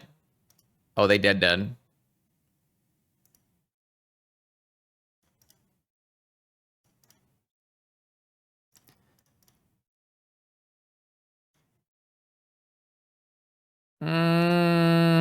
I kind of don't think that's the case, but I understand what you're saying.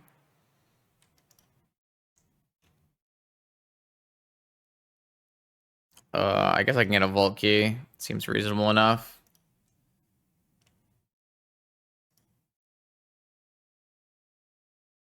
Why not get a key from Tinker? Isn't this more fun? Getting a key after tinkering? You're right. Sure. We could do that.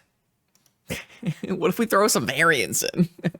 This is what I mean by playing a deck that gives you wins. You don't even have to play 100% correctly if your cards are just broken. All right, we beat Jewel. We've got even more Jewel cards. Steel Sabotage. Could theoretically play Hurkyl's Recall.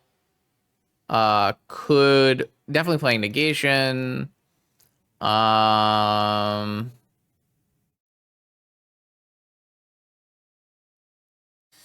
am I doing?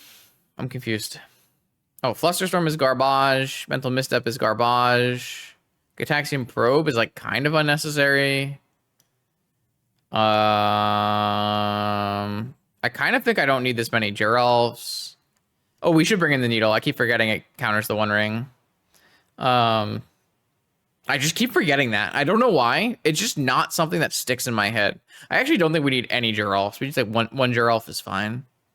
It's just not the matchup where it's not the matchup where cards matter. The matchup is, do you have a force? If yes, I lose. If no, then the game happens, right? It's just, Jewel is oops all spells, but better. And you just need to be able to beat that. Like, creatures don't matter against oops all spells. What's the last card we want to cut here? Maybe a Lorien Revealed? Seems fine. Okay. Could I cut an island? I don't know the answer to that question. I think my instinct on mana tells me yes. Yes, we could cut an island. But I don't know for sure. Because we have a weird mana. We have 12 mana, but 4 of them are sagas, but we also have 4 Loriens. it's tough. It's tough. It's right on the borderline, I would say, of being able to do that. But I don't have enough reps to have like a feel, you know. Don't know. Workshop. 7-card keep from Jewel. 7-card keep from Jewel. Monolith ring. Mana Vault. Okay. Top, sure. Mox. What else? Spin? Spin. All right, well, we have double force, so... Well, but not exactly have double force if we play our Geralf out. Which I don't particularly want to do, but we may. We may. I think our best draw is just a blue card, and then play Geralf out and pass, and then next turn go, like, Soul Ring, drop PO or something like that. We might be able to cut an island, though. Like, it's possible. 12 is the number of lands that traditional PO used to be able to play if you like weren't getting wastelanded a lot. And so you do have the sagas, so they're less than a land, but you also have the Lorien reveals, which make them more than a land. So maybe the answer is yes. Oh, they're drawing a card. They found a ring. They found a soul ring. They found a soul ring? Why did we draw a card? Maybe it was force?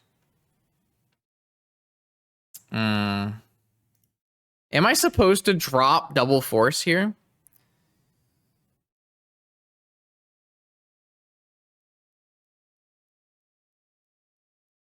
How much clock do we get?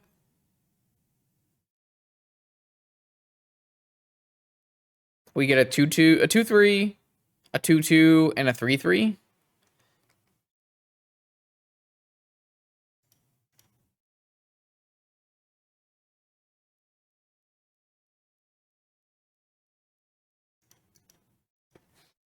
I don't think we're supposed to play this card.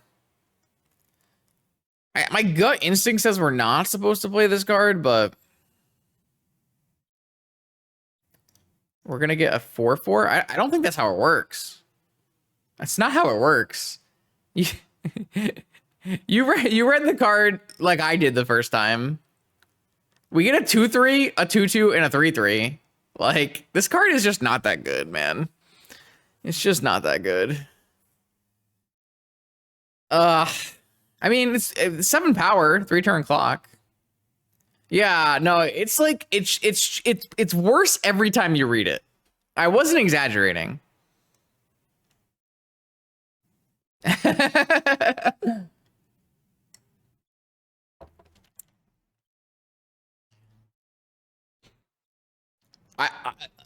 read it wrong twice. So I understand where people are coming from. The first time I read this card, I was like, damn, this is pretty good. The second time I read this card, I was like, oh, it's not that good. And the third time I read this card, I was like, oh, it's like not great at all. If we draw a blue card, though, it's enough, right? Like, if we draw a blue card, we have double force, we are attacking, we're probably going to win. So I think it's okay. I think it's, like, worth the play here. Obviously, if we draw PO, we're in a good spot, too. Though it doesn't pump these things, which is, like, super unfortunate.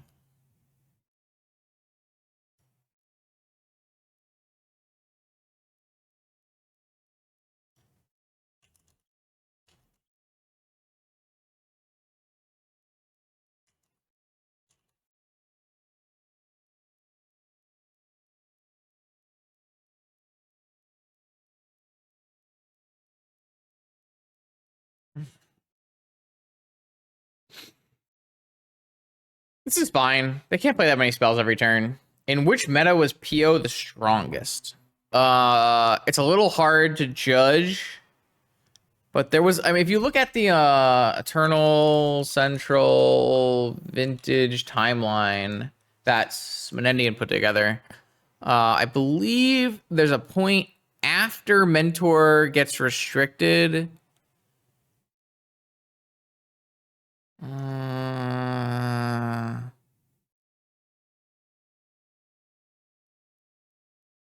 Mentor gets restricted. The big 3 era of Workshops, Xerox, and Outcome in 2018 and then Outcome peaks in 2019. And then Outcome gets the London Mulligan in 2019 with Karn and Narset. So it's like a little awkward because like Outcome is crushing and then Karn and Narset happen and everything is a problem.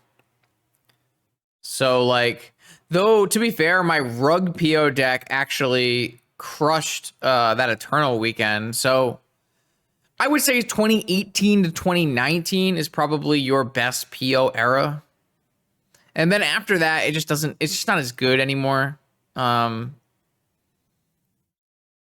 Like, it's just not as good anymore. All right, so my opponent is drawing a card with a top, and then they're going to cast a spell into the Geralf to make some creatures. This creature combat with Geralf is kind of not great, though, is it? Like, it's kind of hard to make attacks into this mirror. So 2019 is weird, though, because 2019, are you talking about, like, after Karn and Narset get restricted, you know? Like, because PO wasn't good immediately because Karn broke the format. But then Karn got restricted, but Narset was unrestricted. And PO was still good when Narset was unrestricted, but you had to, like, make some real weird things. We kind of want to draw a paradoxical outcome here, right? A dress down. Yeah, but it was like... It was... Well, what about that? You're missing a time period between where Karn is restricted and Narset is restricted. And in that time period, the best PO deck was Rug with Grape Shot. So, like... And it did do well in Eternal Weekend. Like, my Rug Oko PO deck did put, like, multiple people into the top 8. But... I wouldn't say it was like dominating during that time. It was like struggling to find its spot in that time, I would say. So I can only attack with this 3/3. Kind of annoying. They have a top. I probably have to counter this top, right? It's really awkward that I don't have another blue source so I can hard cast Force. Am I supposed to cycle the dress down? I mean, I think I have to force top. I don't think it's a choice at this point. But I wish I had the mana to do so. I guess I just force pitching a dress down, really. I mean, I can force their top card every turn for a couple turns if I hit a land. Yeah, but like, this Geralf is only turned on the second spell anyways, so it doesn't actually matter.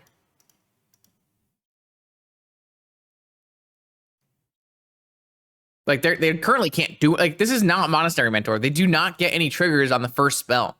So this card is just so weak compared to Mentor. All right, that's actually a good draw though, right? Because this draw lets me force their first card every turn.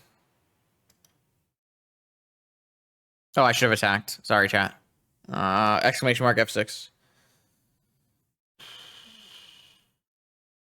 Well, like, that is part of like a problem with the like PR of PO. Bad players will just take a million turn, like, just take forever to kill you. Definitely was a thing. Definitely was a thing. Academy, huh? I missed 3 damage here, which is very suspect of me. Yep, Geralf gets hit by Caracas. I'm like, this card is not bad. I don't think this card is unreasonable card to register in your deck. Just like Chromos Seek Shark wasn't an unreasonable card. I just don't think it's like good enough, right? Like, it's not gonna make PO decks go back to Tinker over Lurrus.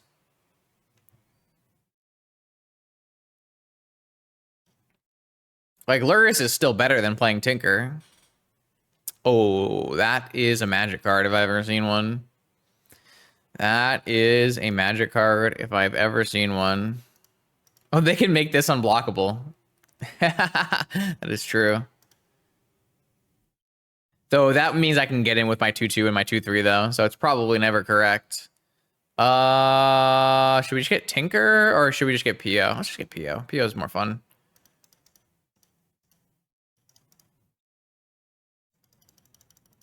Is Dredge stronger than Countervine right now? Yes, I would say so.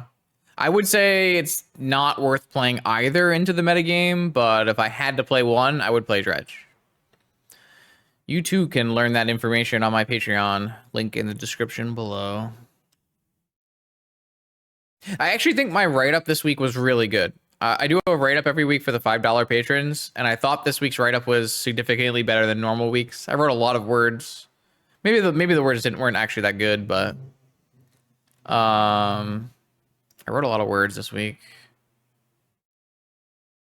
I don't know if like Saga itself is the reason Bazaar is not playable.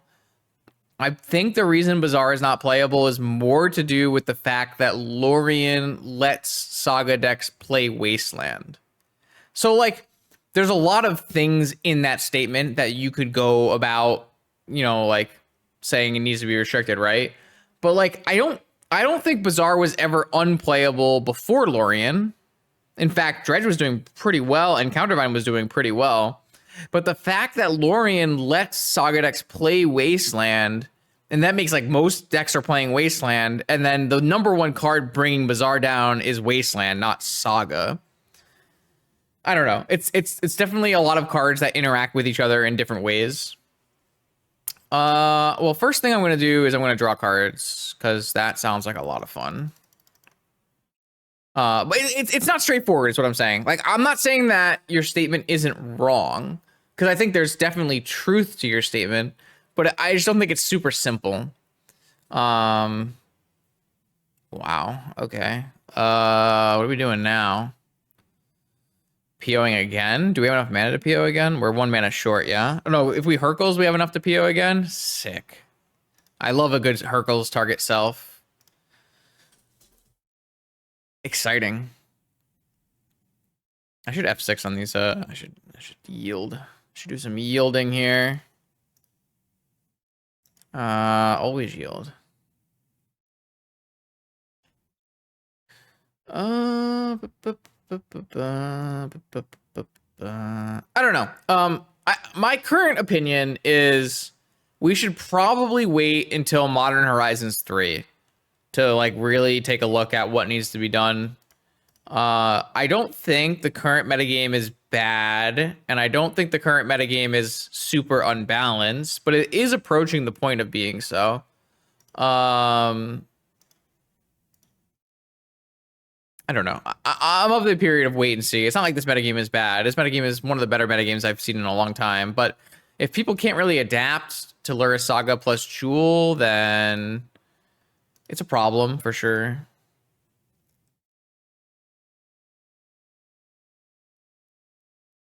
I don't think that's true. I don't think that's true. I don't think that's true at all. You have an opinion and you are very entrenched in your opinion, Raphael, but like that's not it's not like a crazy broken deck. It's a good deck. It's the best deck, but it's not a deck that has to be dealt with. The metagame isn't like horrible because of it. It's not like it's not fun. It's not like it's not interesting. It's making competitive games. There are a lot of games with lots of counterplay. Lurrus Saga is an incredibly good deck to have as your best deck. The only question is it too good of a best deck? And that question is up to an interpretation, right? If it's a 54% win rate deck, most of the time, people are not going to say 54% win rate is too good. But you could say that if that's the where you want to draw your bar. Yeah, I mean, that's not a bad interpretation either. Lurrus Saga is like Delver, and all of the best metagames for Legacy are when Delver is the best deck. Whenever Delver isn't the best deck, Legacy players complain like crazy. Like Delver can't be the only deck, but if Delver's the best deck, it lets other decks breathe. Whereas when you have the Legacy metagame right now, where Delver is no longer the best deck, quote unquote, not 100% sure that statement is true, but like everyone's complaining, oh, the Ancient Tomb deck is the best deck, oh, the Grief deck is the best deck, oh, the Dark Ritual deck is the best deck, and none of those things are good to have as your best deck. They're good to have in your metagame. You want those decks to exist so that players have options, but in general, in the course of Magic's history, the deck that you want to have as your best deck is a fair, reactive deck. And that's what Lurrus Saga is. And you can say you dislike the play patterns of Urza Saga, and that's a totally reasonable and okay statement to have. But that, in my mind, is not a good enough reason to restrict a card. It has to also be like too good, too broken. The win rates are too high. The meta share is too high. And we are actually approaching that. I want to acknowledge that, because before, I don't think the numbers would suit that argument. But we are getting close to that. I'm going to just rant a little bit because I think it's worthwhile. I went back and I looked at a bunch of ban and restrictive announcements in the past 10 years. And when WotC was to cite league data about decks that they were to ban and restricted, typically they would cite that the league data showed a win rate above 55%. They were never specific on how much above 55%. But 55% was a number that they gave a lot. Right now, technically, you cannot know the league win rate data. I will tell you that I do know the league win rate data as of right now, and I'm waiting on Daybreak permission to release the data, because I am not sure we're supposed to have the data, but I have it. I have an approximate win rate of Lurrus Saga in leagues. And we're at a close point to what could be considered restrictable data. So, anyways, we'll see. Hopefully, I'll get the permission from Daybreak to release that data. And I don't want to toot my own horn here, because it's not all the data we have required was completely normally with no hacking, and the person who required the data was QQE, the vintage data guru, I would say, not me. But I'm hoping that in the next few weeks I will release the data for 300,000 matches of vintage on Magic Online from leagues. And it's interesting. The data is interesting. Comparing and contrasting the vintage meta game for challenges versus leagues is very interesting. I know the exact number of players who have played a vintage league, unique players. The data goes all the way back to 2015, but I don't have sorting algorithms that go back that far. So I have sorting algorithms from Modern Horizons. So I have 300,000 matches of vintage since Modern Horizons 2. It's very funny because one of the first ever leagues recorded in that data set is me going 0-3 with Pio. But I'm gonna probably do a whole video. I will probably do a whole video on it. But yeah, I mean, at first I'm gonna make sure it's okay that we have the data and we can publish the data. I think that's important. But anyways, we got off track here.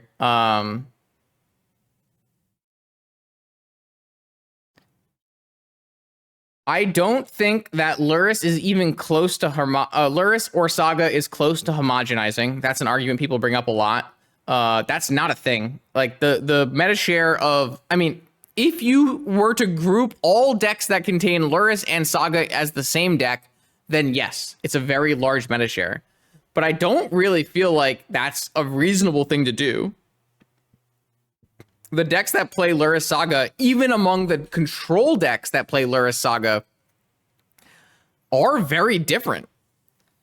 Decks that play Bowmaster and decks that don't play Bowmaster, decks that play white and don't play white, have very different win rates. Not total win rates. They have very similar total win rates, but they have very different matchup win rates. And then the play patterns of those decks are very different from the play patterns of a Turbo Volkey deck, of a Breach deck, of a Breach Pio deck. These decks have similar cards, that doesn't mean they're the same deck or have the same play patterns. So I don't know. Probably worth a whole nother video at this point. But for now, we'll leave it at that and we'll play the next round. Okay, we just went through a whole nother rant about how Force of Will is not a reactive card anymore. But we're back. We're playing Magic the Gathering. What round are we, chat? Anyone know? We are in round 5. This is the 5th and final round. Good, because I am almost done with the mudslide. So yeah, I kept the recording on. I think the ending section of the recording will get cut out where I'm talking about Force of Will. But the whole other section of it is still in the video, so we'll see how Twitch chat, we'll see how YouTube chat responds to that. YouTube comments can be, they can be something.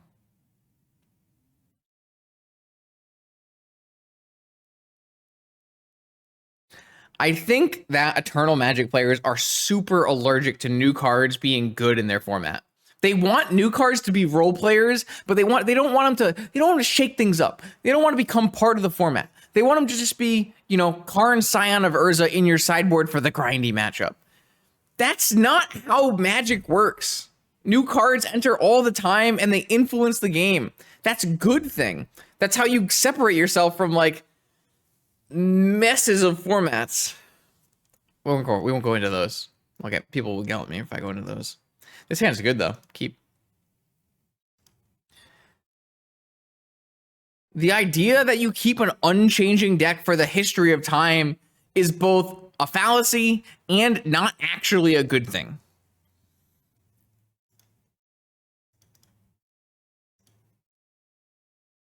I didn't say anything. I did not specify any format that I was talking about. I said nothing.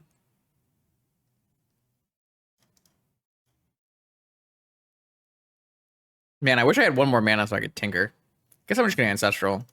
If my opponent did not have a force through this whole time, would they have a force now? I think I'm gonna play on their upkeep anyways.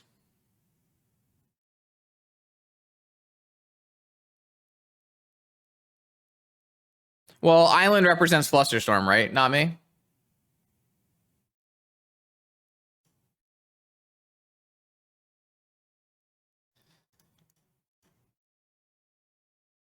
So does Opal. Well, I can have Flusterstorm right now. Like, what do you want me to do? Not play Island out? What do you like? What is the point of that? You want me to like bluff being able to demonic for Saga? Is that what you're saying? I see.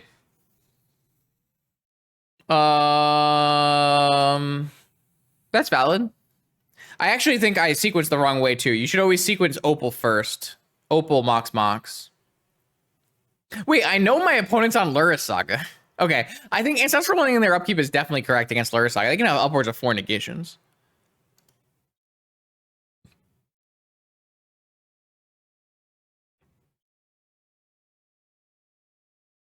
So Opal Mox is the best line against a Vigor. And now you might say they have a reveal to Lurrus, they can't play Vigor, but that is not true because they could be playing Lurrus Deathray Shaman, which is a completely different deck than Lurrus Saga Control. Crazy. That's why I think like grouping all Lurrus decks into the same category doesn't make sense either. Like Lurrus Deathray Shaman with no Sagas and Collector Roofs is just a completely different deck. I don't know. I think I've had a lot of pent up energy about the couple topics we just talked about, and so maybe the mudslide let it out of me. I don't know. I feel like people are simply not objective enough, and maybe I'm off base in thinking that I am objective enough. Maybe that's because I'm trying to be, but maybe I'm not as much as I'd like to be. Who knows? But I just think that I don't know. I think Vintage is in such a good spot. It's just crazy good spot.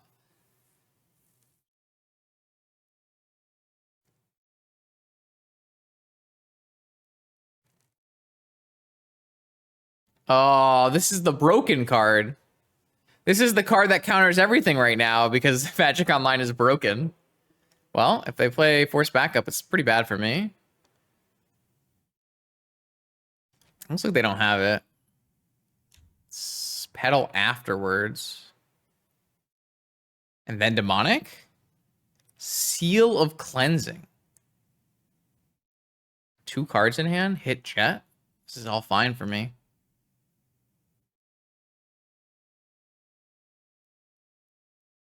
All right, well, we're just jamming Tinker, right?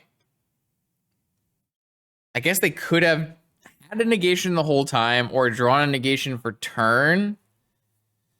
But I don't think Karn is good enough.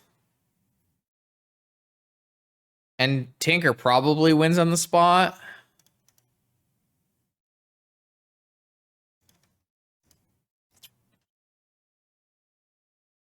And they're 0 cards after. Yeah, this is definitely fine. Oh, Lorien Reveal, draw 3.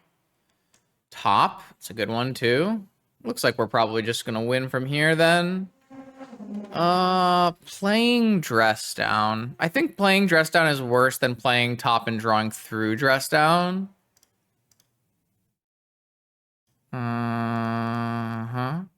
Pio. Oh yeah, that's sick here. Yeah, this game is over. I mean, it's really nice to play with Citadel again. Citadel is so broken, and it's just... Oh, it's a good feeling. Let's cast Repeal off the top on this Jet. And there's a Geralf. And that's a land. 1, 2, 3, 4, 5, 6. We're 1 mana from playing Geralf and POing. Probably better to go Mana Crypt, Sapphire, play Geralf, give us the opportunity to play find a Tolarian Academy. Oh wait, that was yeah, this card.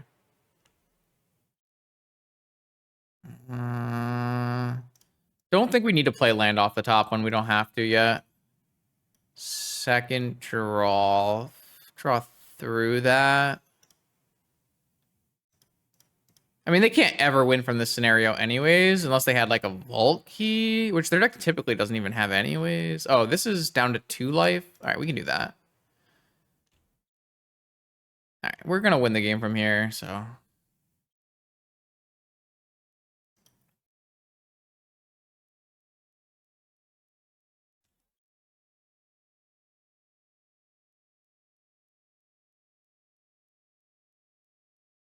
All right, we are super deterministic from here, so just need to find a time walk, really. Ah, it's 2 triggers. That's why the always yield did not work. I have to yield to both. Still makes you click again after because you get priority, which is kind of annoying.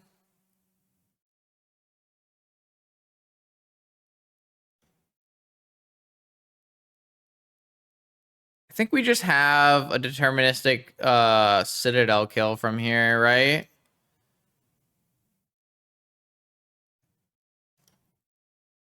I mean, we also have like PO, like everything wins basically. Let's just kill them with this one.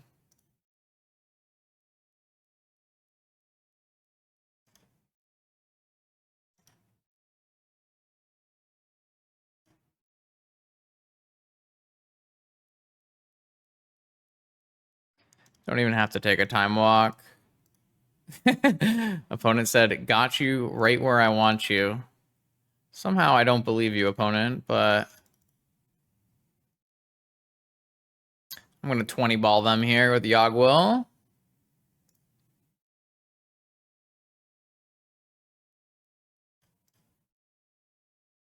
Man, I kind of miss this life. Just the PO life. Just the take lots of game actions life.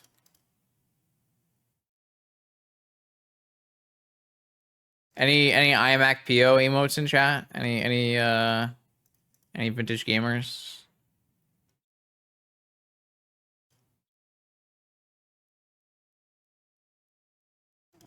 Opponent's a trooper for battling through this one.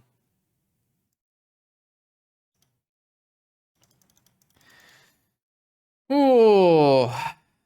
Let's go. Mox goes up, Mox comes down. Sacrifice a couple zombies for fun. I'm going to sacrifice a 12-12 just because I feel like it. Is Mentor better here? No, Mentor is actually worse here. And the reason Mentor is worse here is because it's slower. It takes more time, more triggers, more lag. I mean, it's not unplayable. Unplayable is not the word I would use. But less optimal is a word I might use. I do think that, like, if you take this deck, is this deck more or less optimal than playing Lurrus PO? And that's, I think I would lean towards Lurrus PO, but it's not unplayable. It's certainly playable. What did we just play against, by the way? What, blue-white Lurrus? No, it's better than like legal to register. Like this card is it does a powerful thing. It's not a bad card. Like if you play it in your deck, I'm not unhappy with you, you know. There are some cards that I am unhappy with people playing, but this one is not one of them. It's a mythic rare. It makes a Monastery Mentor pressure and it's blue. But is it like better than playing Lurrus? Probably not. I mean, I want long goodbye instead of mystical, and I want luster maybe. I don't really know. It's like a blue-white control Lurrus, which is very different than playing against blue-black Lurrus for what it's worth. Very different. Like, do I want to play Needle and Lantern? Are those really accesses I want to fight over? Do I want to play...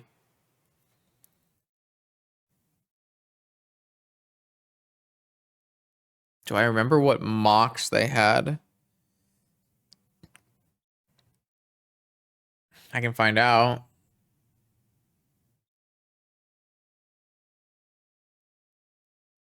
They had a Lotus Petal. And then they had... Repeal on a jet. They had a jet, which is normal, right? They always have a jet. So we don't know if they're playing Vault Key or not. I think that's what Not Me is trying to... If we saw like an Emerald or a Ruby, we could assume they're playing Vault Key and Soul Ring and those cards, but we don't know if they're playing those cards. Sometimes blue-white opts not to play those cards. What am I doing? Sideboarding. I'll take out this Karn.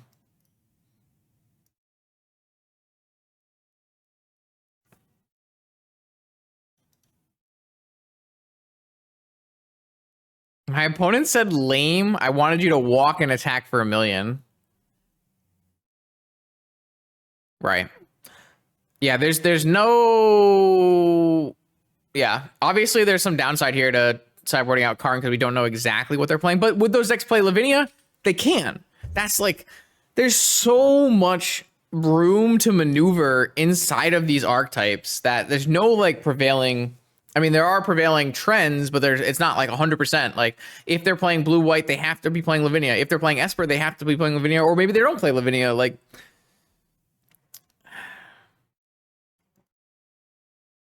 I don't know. I think Vintage is in a healthy and very interesting spot. And that is because of Saga existing.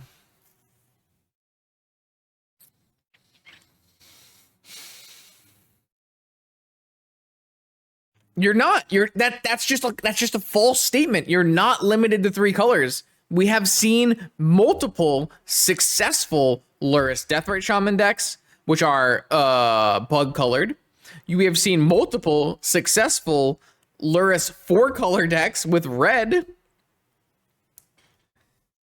Like, you can do actual factual anything you want inside of the shell, besides play 3 drops.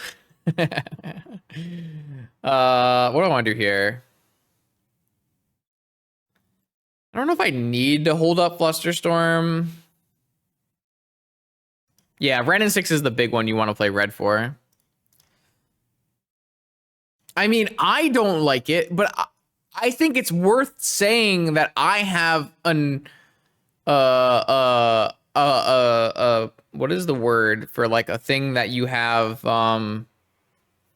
preconceived notions or opinion, like I don't like playing decks that have suspect mana bases. I really don't like to play decks that have, you know, certain failing points in deck construction. Like, my tolerance for bad mana per se is higher than other players, right? So like I think I have to acknowledge that to a point where if someone's playing this crazy 4-color list that I don't think the mana works, but the mana works enough for them, like I need to acknowledge that maybe my bar is too high. It could be, it might not be, but it could be. I could like I think that's very true when it comes to something like Jewel. For me, Jewel doesn't meet the deck building requirements to consistently play Force plus blue card or cast blue spells. But I have to acknowledge that Jewel meets the playability requirements of those two things and is clearly a powerful and winning deck, even though it doesn't meet the requirements that I'm setting for it. And so my notions of what is playable, what is reasonable, don't actually matter when it comes to is this deck playable or reasonable, right? I'm going to let this resolve because I don't think... Oh, I might care. Do I? I kind of care, don't I? I kind of care, though. I kind of care. Yeah, I want to counter it. So, I don't know. I think it's important to recognize when that's the case.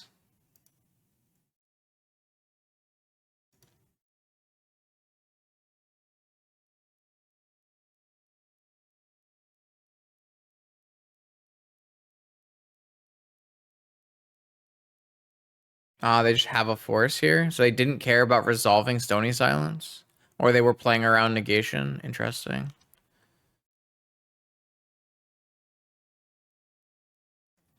Yeah. How'd they see my fluster? Oh, it was a probe. They knew about fluster. I see. Fair. Well, fuck. I'm not playing ideal at the moment. Sorry, chat. I'm too busy ranting. Apparently, this was a rant stream. I don't really know why this turned into a rant stream, but maybe I just felt like I needed to get shit off my chest. I feel like we're losing this game by a lot at the moment.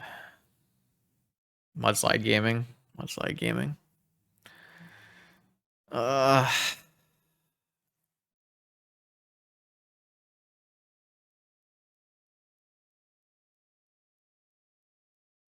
I guess I need to wait a turn. It's on me. Sorry about that, chat. I don't think I recognize the fact that my opponent had perfect information. If I knew my opponent had perfect information, I think the best play would have been to play Underground Sea and pass instead of playing Lurrus Saga, instead of playing Urza Saga. I think playing Urza Saga and casting Geralf was just like super bad there. But I, you know, mistakes were made, so. I think I'm going to cast Yogwill as recur my... Oh.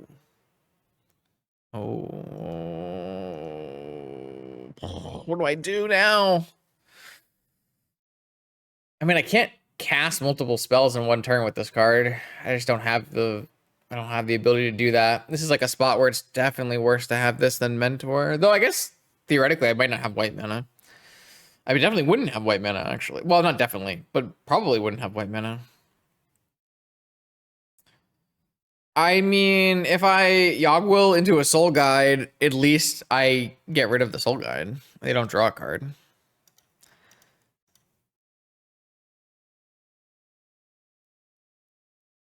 I feel like the answer is just cast this stupid card and be unhappy.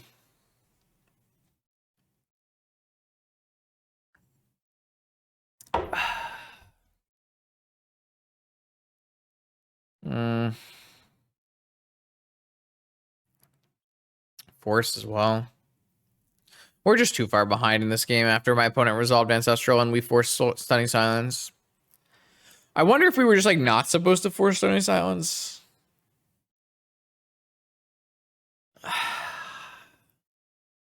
Like if we just don't force Stunning Silence, the problem is they had a Wasteland, right? So if they just Wasteland me, I can never make it to 3 mana to cast my Geralf anyways. Wasteland's so broken.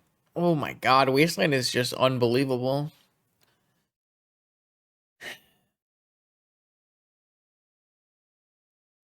We're just dead.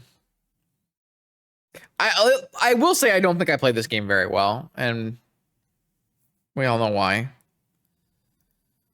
But I don't know if we were winning if I played this game well. What is that? What is that ugly card? What is going on over there? Come on, we can do better than this.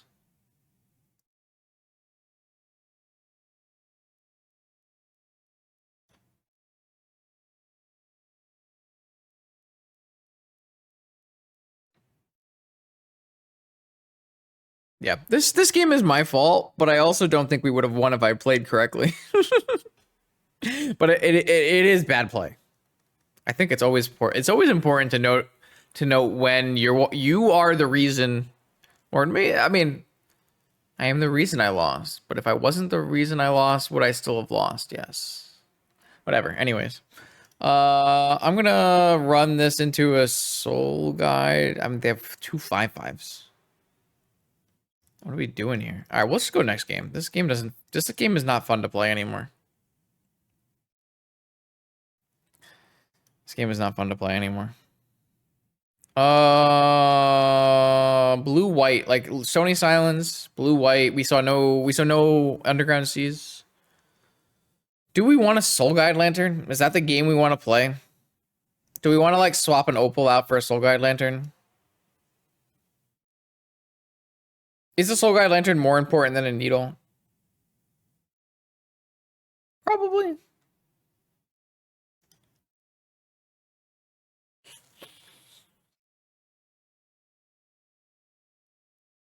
Well,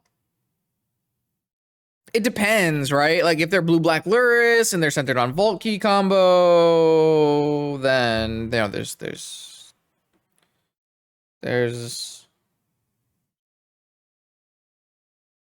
Is it gonna rain tomorrow?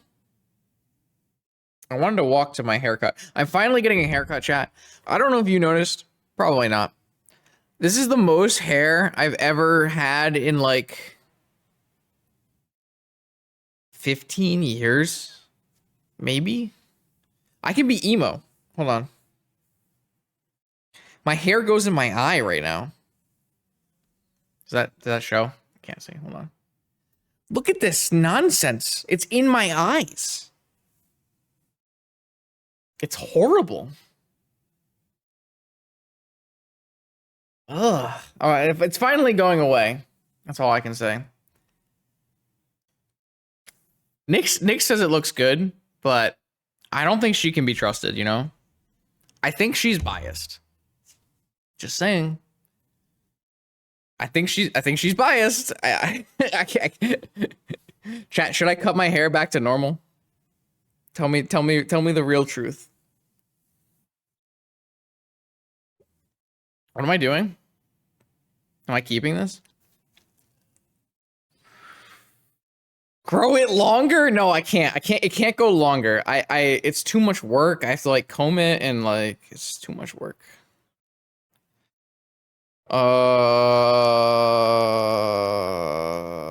Is this hand bad? Tell me, chat. Is this hair bad? Is this hand bad? Hair bad. I don't know, man. I'm keeping it. Bad hand. You didn't tell me before I kept it. Snap keep, bad hand. Hair no, hand bad. Oh my god. Chat, you're not. You gotta be more. You gotta be. I don't know. It's fine. I don't want more hair, chat. I want the hair to go away. I want to play this actually. God damn it, Oloro. God damn it.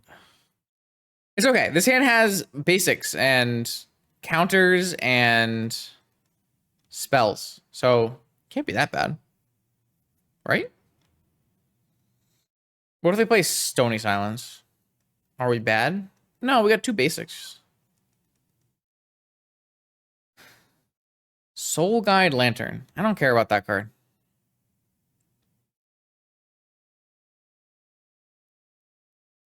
I was thinking about getting 2 basics. Is that a dumb idea? That was what my brain told me to do.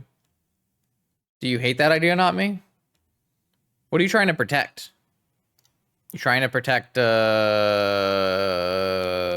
Saga? You told me to draw a Volt. I drew a Volt. Why are you so mad? I drew a Volt. What does it do? You're mental misstepping this? You're still sabotaging this. Ooh. Do we care?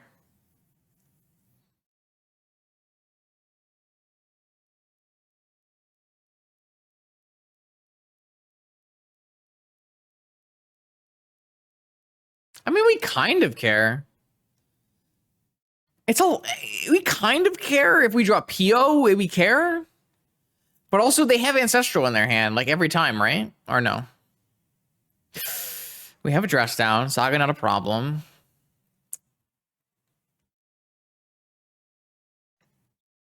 Have a repeal. Saga not a problem. But we don't have anything going on. Maybe we cared. Maybe we did care.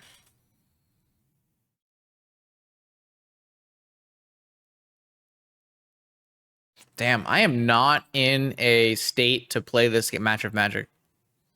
Who let me play this match of Magic? It's a nightmare mode.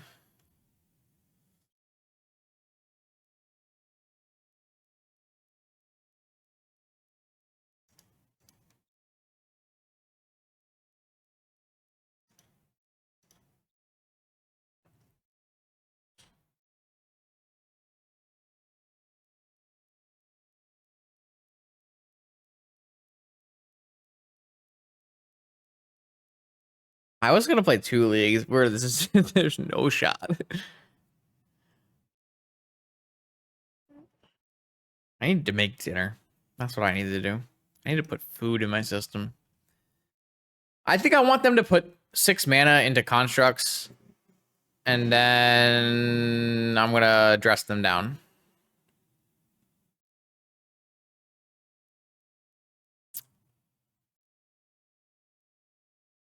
If I just do it really quickly, you sure? Like I just like take advantage of the moto lag and I just untap. Untap.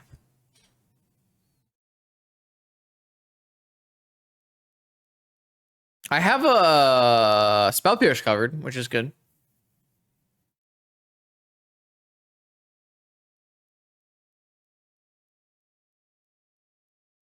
My Soul Guide Lantern looks cooler than theirs. True or false, chat?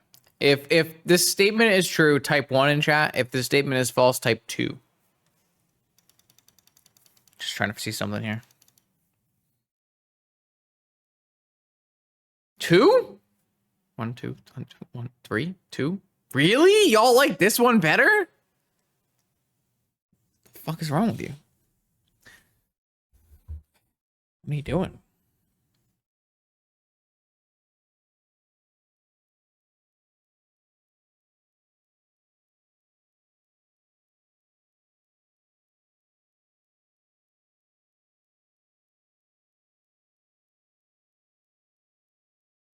My opponent has 5 cards in hand. Is it ever possible we win this game?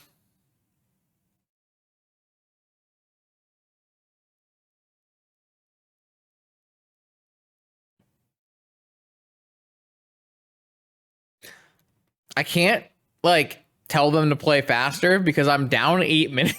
down 8 minutes. down 8 minutes. I'm gonna get on Canister's slow list. Canister, if I play slowly, it's not because I'm a slow player. It's because I'm ranting at Twitch chat while being drunk. True story. True story. It's not because I'm slow. It's because, what the fuck? They're countering it. Do we counter back? I feel like we have to counter back. I guess we are countering back. We're keeping repeal, right? Keep repeal. Keep repeal. Keep repeal. We don't die. Hi, Nix. Congratulations on completing your workday. No, I could have mental misstepped that shit. Ow. Why? I started 2.5 hours ago. We're almost done with the full mudslide. No, I meant the. Oh, that's what I meant.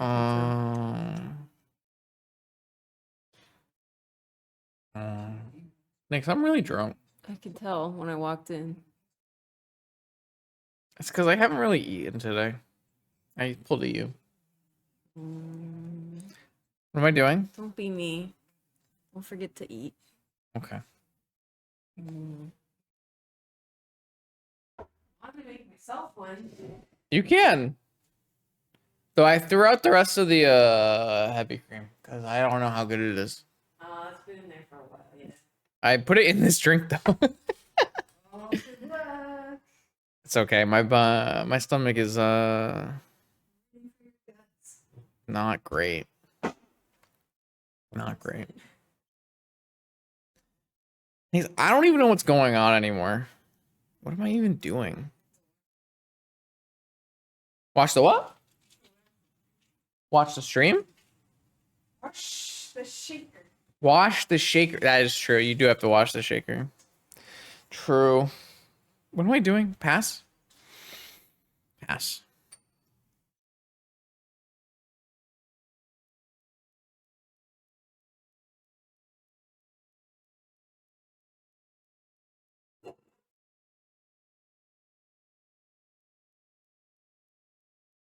I apologize to my opponent, so I think it's okay. For playing slow. And also for being drunk. Oh, chat. It's okay. It's chat's fault. Chat did lose me a game in this stream. I listened to them and we lost because of it. Against your better judgment? Wait, what the fuck? I can't. The fuck? What the fuck?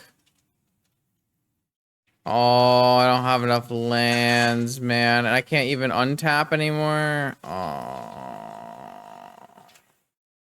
Okay. That one's on me. Now I have a land trap.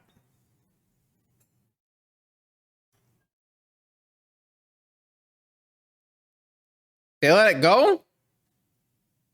I mean, it doesn't matter, right?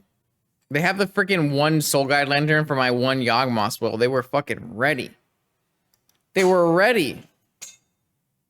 I mean, if I counter it, chat, with Force, then they just play Lurrus and they replay it. Like, what's the point, man? Yeah, chat. There's no point.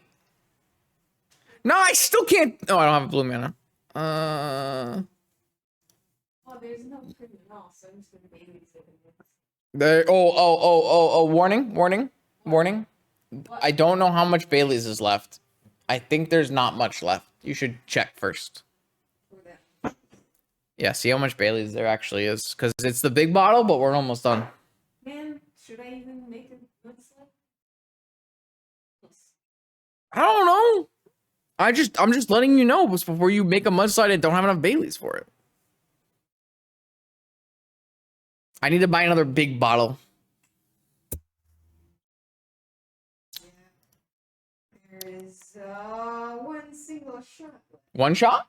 That's enough. No, it's not. Oh, not enough? It's half the amount. No, you're not making a full thing. Are you making a full thing? Oh, but I'm not gonna drink anymore.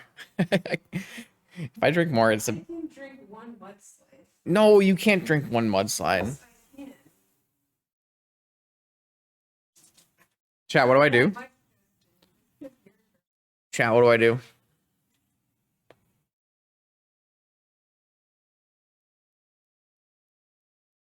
Forcing it. Well, they can't. They don't have Lurrus yet. It's still not there yet. I can draw first. I'll draw a blue card. And then uh-oh. That's bad. Wait. I can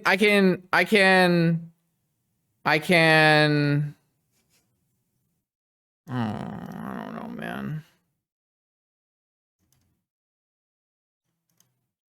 Whatever, I don't care anymore.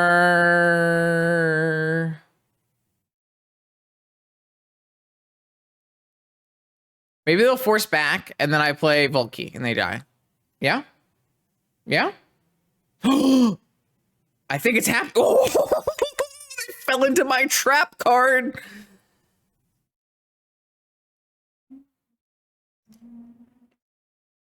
So I should just do it now, yeah? I should just do it now? True or false? Do it now? Chat? Do it now? Do it now? Or not do it now? Do it now. Do it now. No one can stop me. Time ball F6. F6. F6. F6. F6.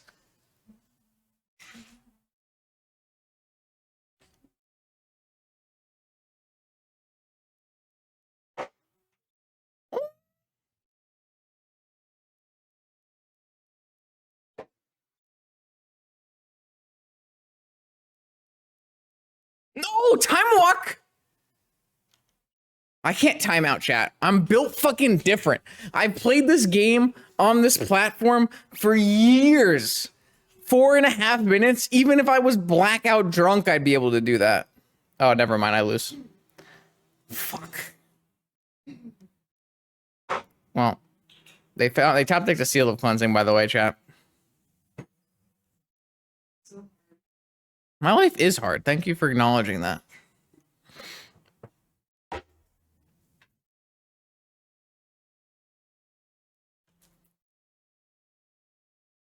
No, I can't make that the start of the video because if I say the word drunk in the first 5 seconds, then YouTube demonetizes you. I think we made a good line. It just didn't work. Should have vamped for a 2-3. XD, XD, XD. I can't even Yogwell back my Manifold Key. Pio? Saga? The keep wasn't good? Fuck you. I don't care what you think.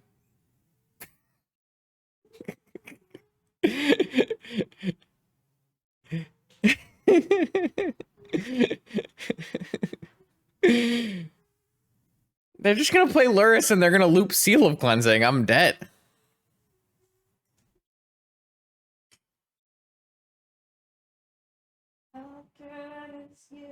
Lurrus is really good, chat.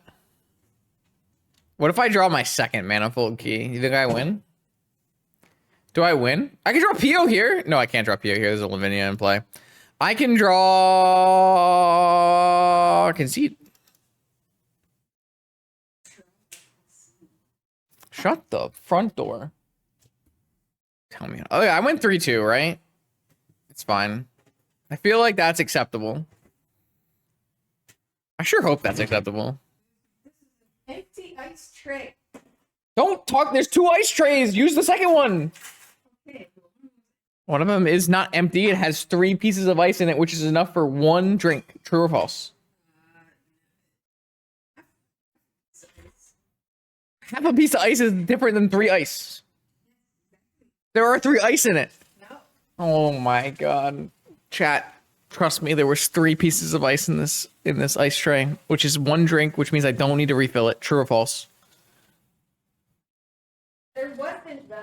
What do you mean there wasn't? There was half.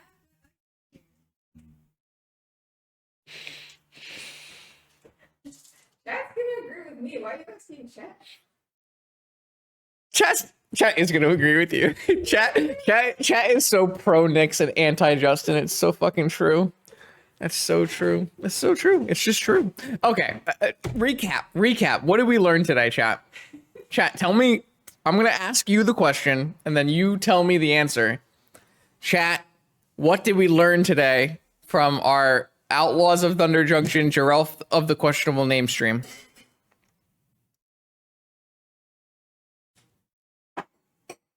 Anyone? Restrict force of will, draw better. And these are.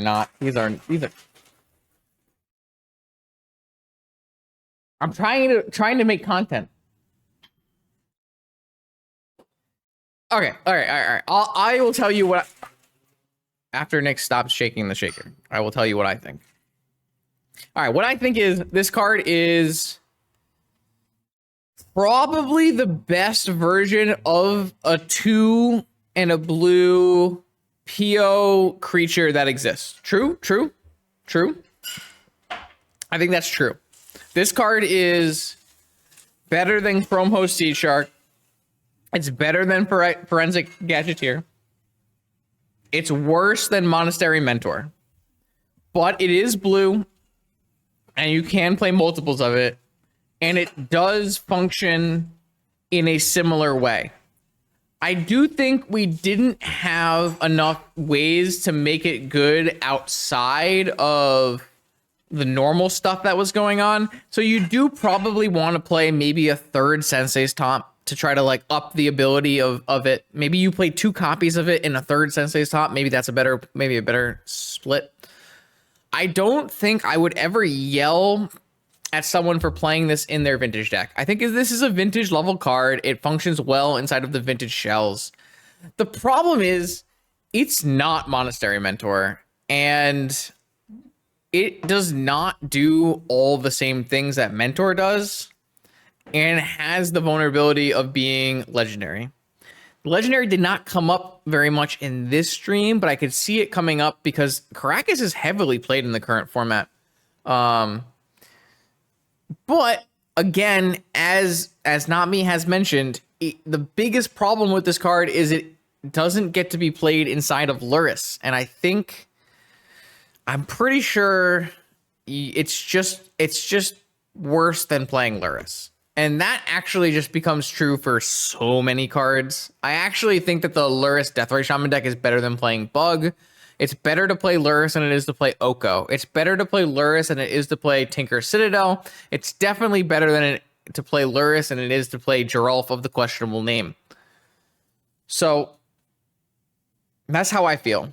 And now you can, drop the comments in below and tell me I'm wrong. Though I don't know how many people make it this far in the video, to be fair. But I think this card probably doesn't meet the hype that people were giving it.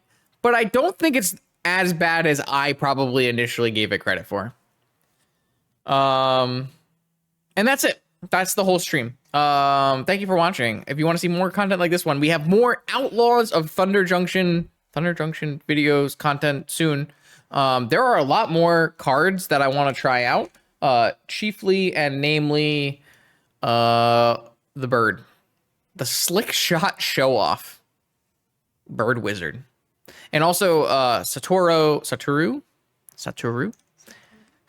the Infiltrator. Once they fix all the triggers on Magic Online, these 2 cards are the most expensive, unfortunately, but they are cards that I want to try. Hopefully, in the next week or so, I will get the Daybreak content creator pass, and we'll be able to do content with them. I'm sure we can have someone loan us them in the future as well. But for now, the next stream should be Saturday Vintage Challenge, probably. Maybe Friday night. Actually, we might do both Friday night and Saturday, depending on what comes up. Depends. I'll see you then.